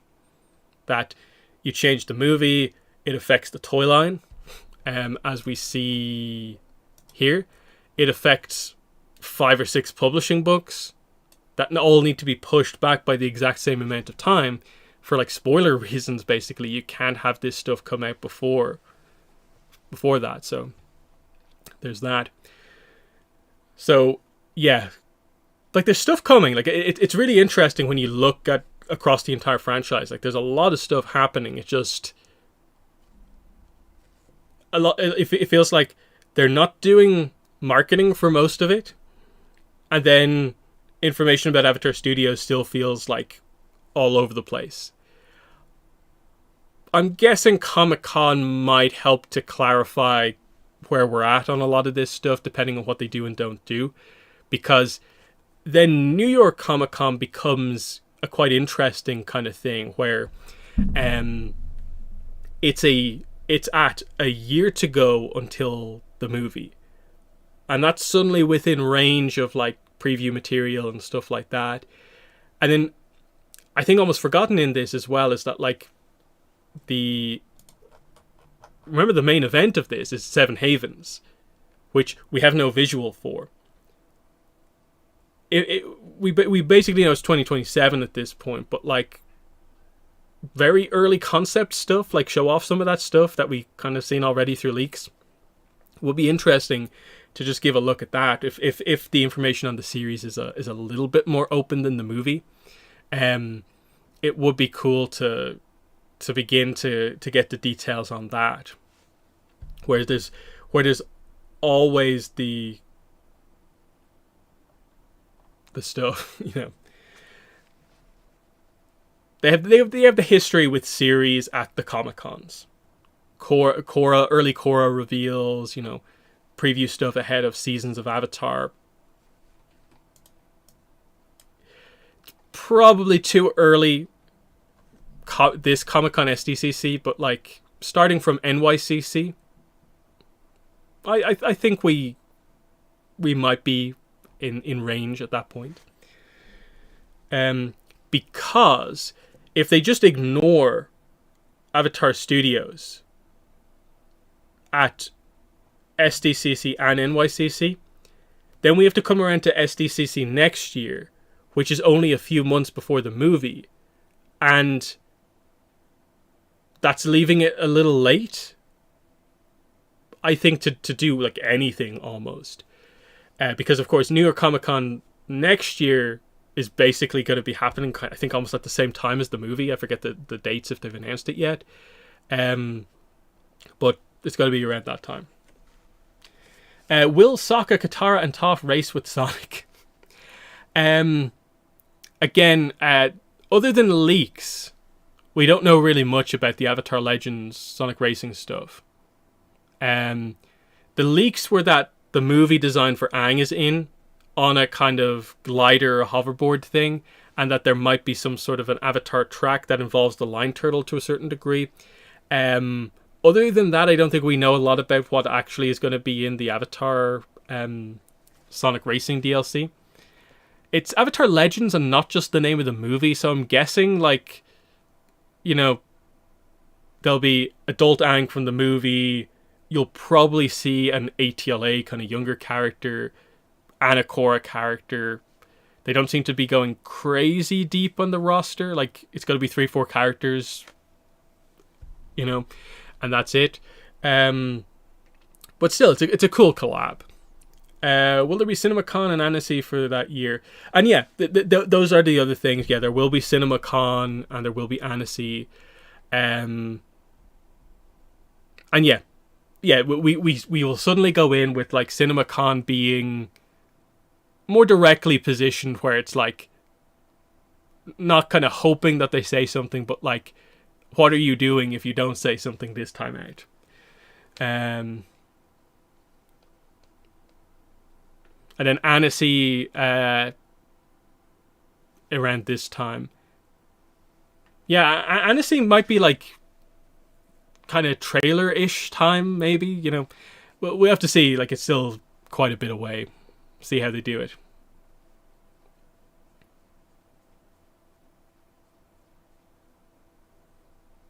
Yeah, and then there's lots of other events that stuff could theoretically happen at. Like, we probably will be surprised once we finally get going, like the amount of places we get little tidbits from once it actually starts to come out. Like once we get properly within range of the movie, that like, yeah, there'll be listings for books. Those books will say things. There'll probably be toy leaks, given that I'm guessing the movie toys are delayed along with the movie. We'll probably see stuff from them, and all this other stuff. Like it there'll be much more than you think. Is I think my guess. But otherwise, yeah, that's the stream. So thanks everyone for coming out to listen, watch the stream, where of course we focused in primarily on the City of Echoes preview material. There'll be other bits and pieces to cover, like there'll be an audiobook preview at some point. We're obviously within weeks of the actual book coming out, and again, I'll be doing coverage. Like, I'll do a non-spoiler review, a spoiler review, and some amount of chapter analysis videos. That'll be organized much closer to the time, but there will be many videos of me talking about this book, just so in case you're wondering, along with all the other books as well. And of course, yeah, we're very close to getting information on Comic-Con and what the schedule lineup is going to be. So there's stuff coming in the next few weeks. It's been a little light for the last probably month or two, but like we're getting into the kind of meat of the year now, and that like once this novel hits, it'll be this straight into Awakening, where we'll probably have some stuff to speculate on soonish as well, and hopefully more comics. So pretty good stuff. But yep, thanks for coming out to the stream, everyone, and bye.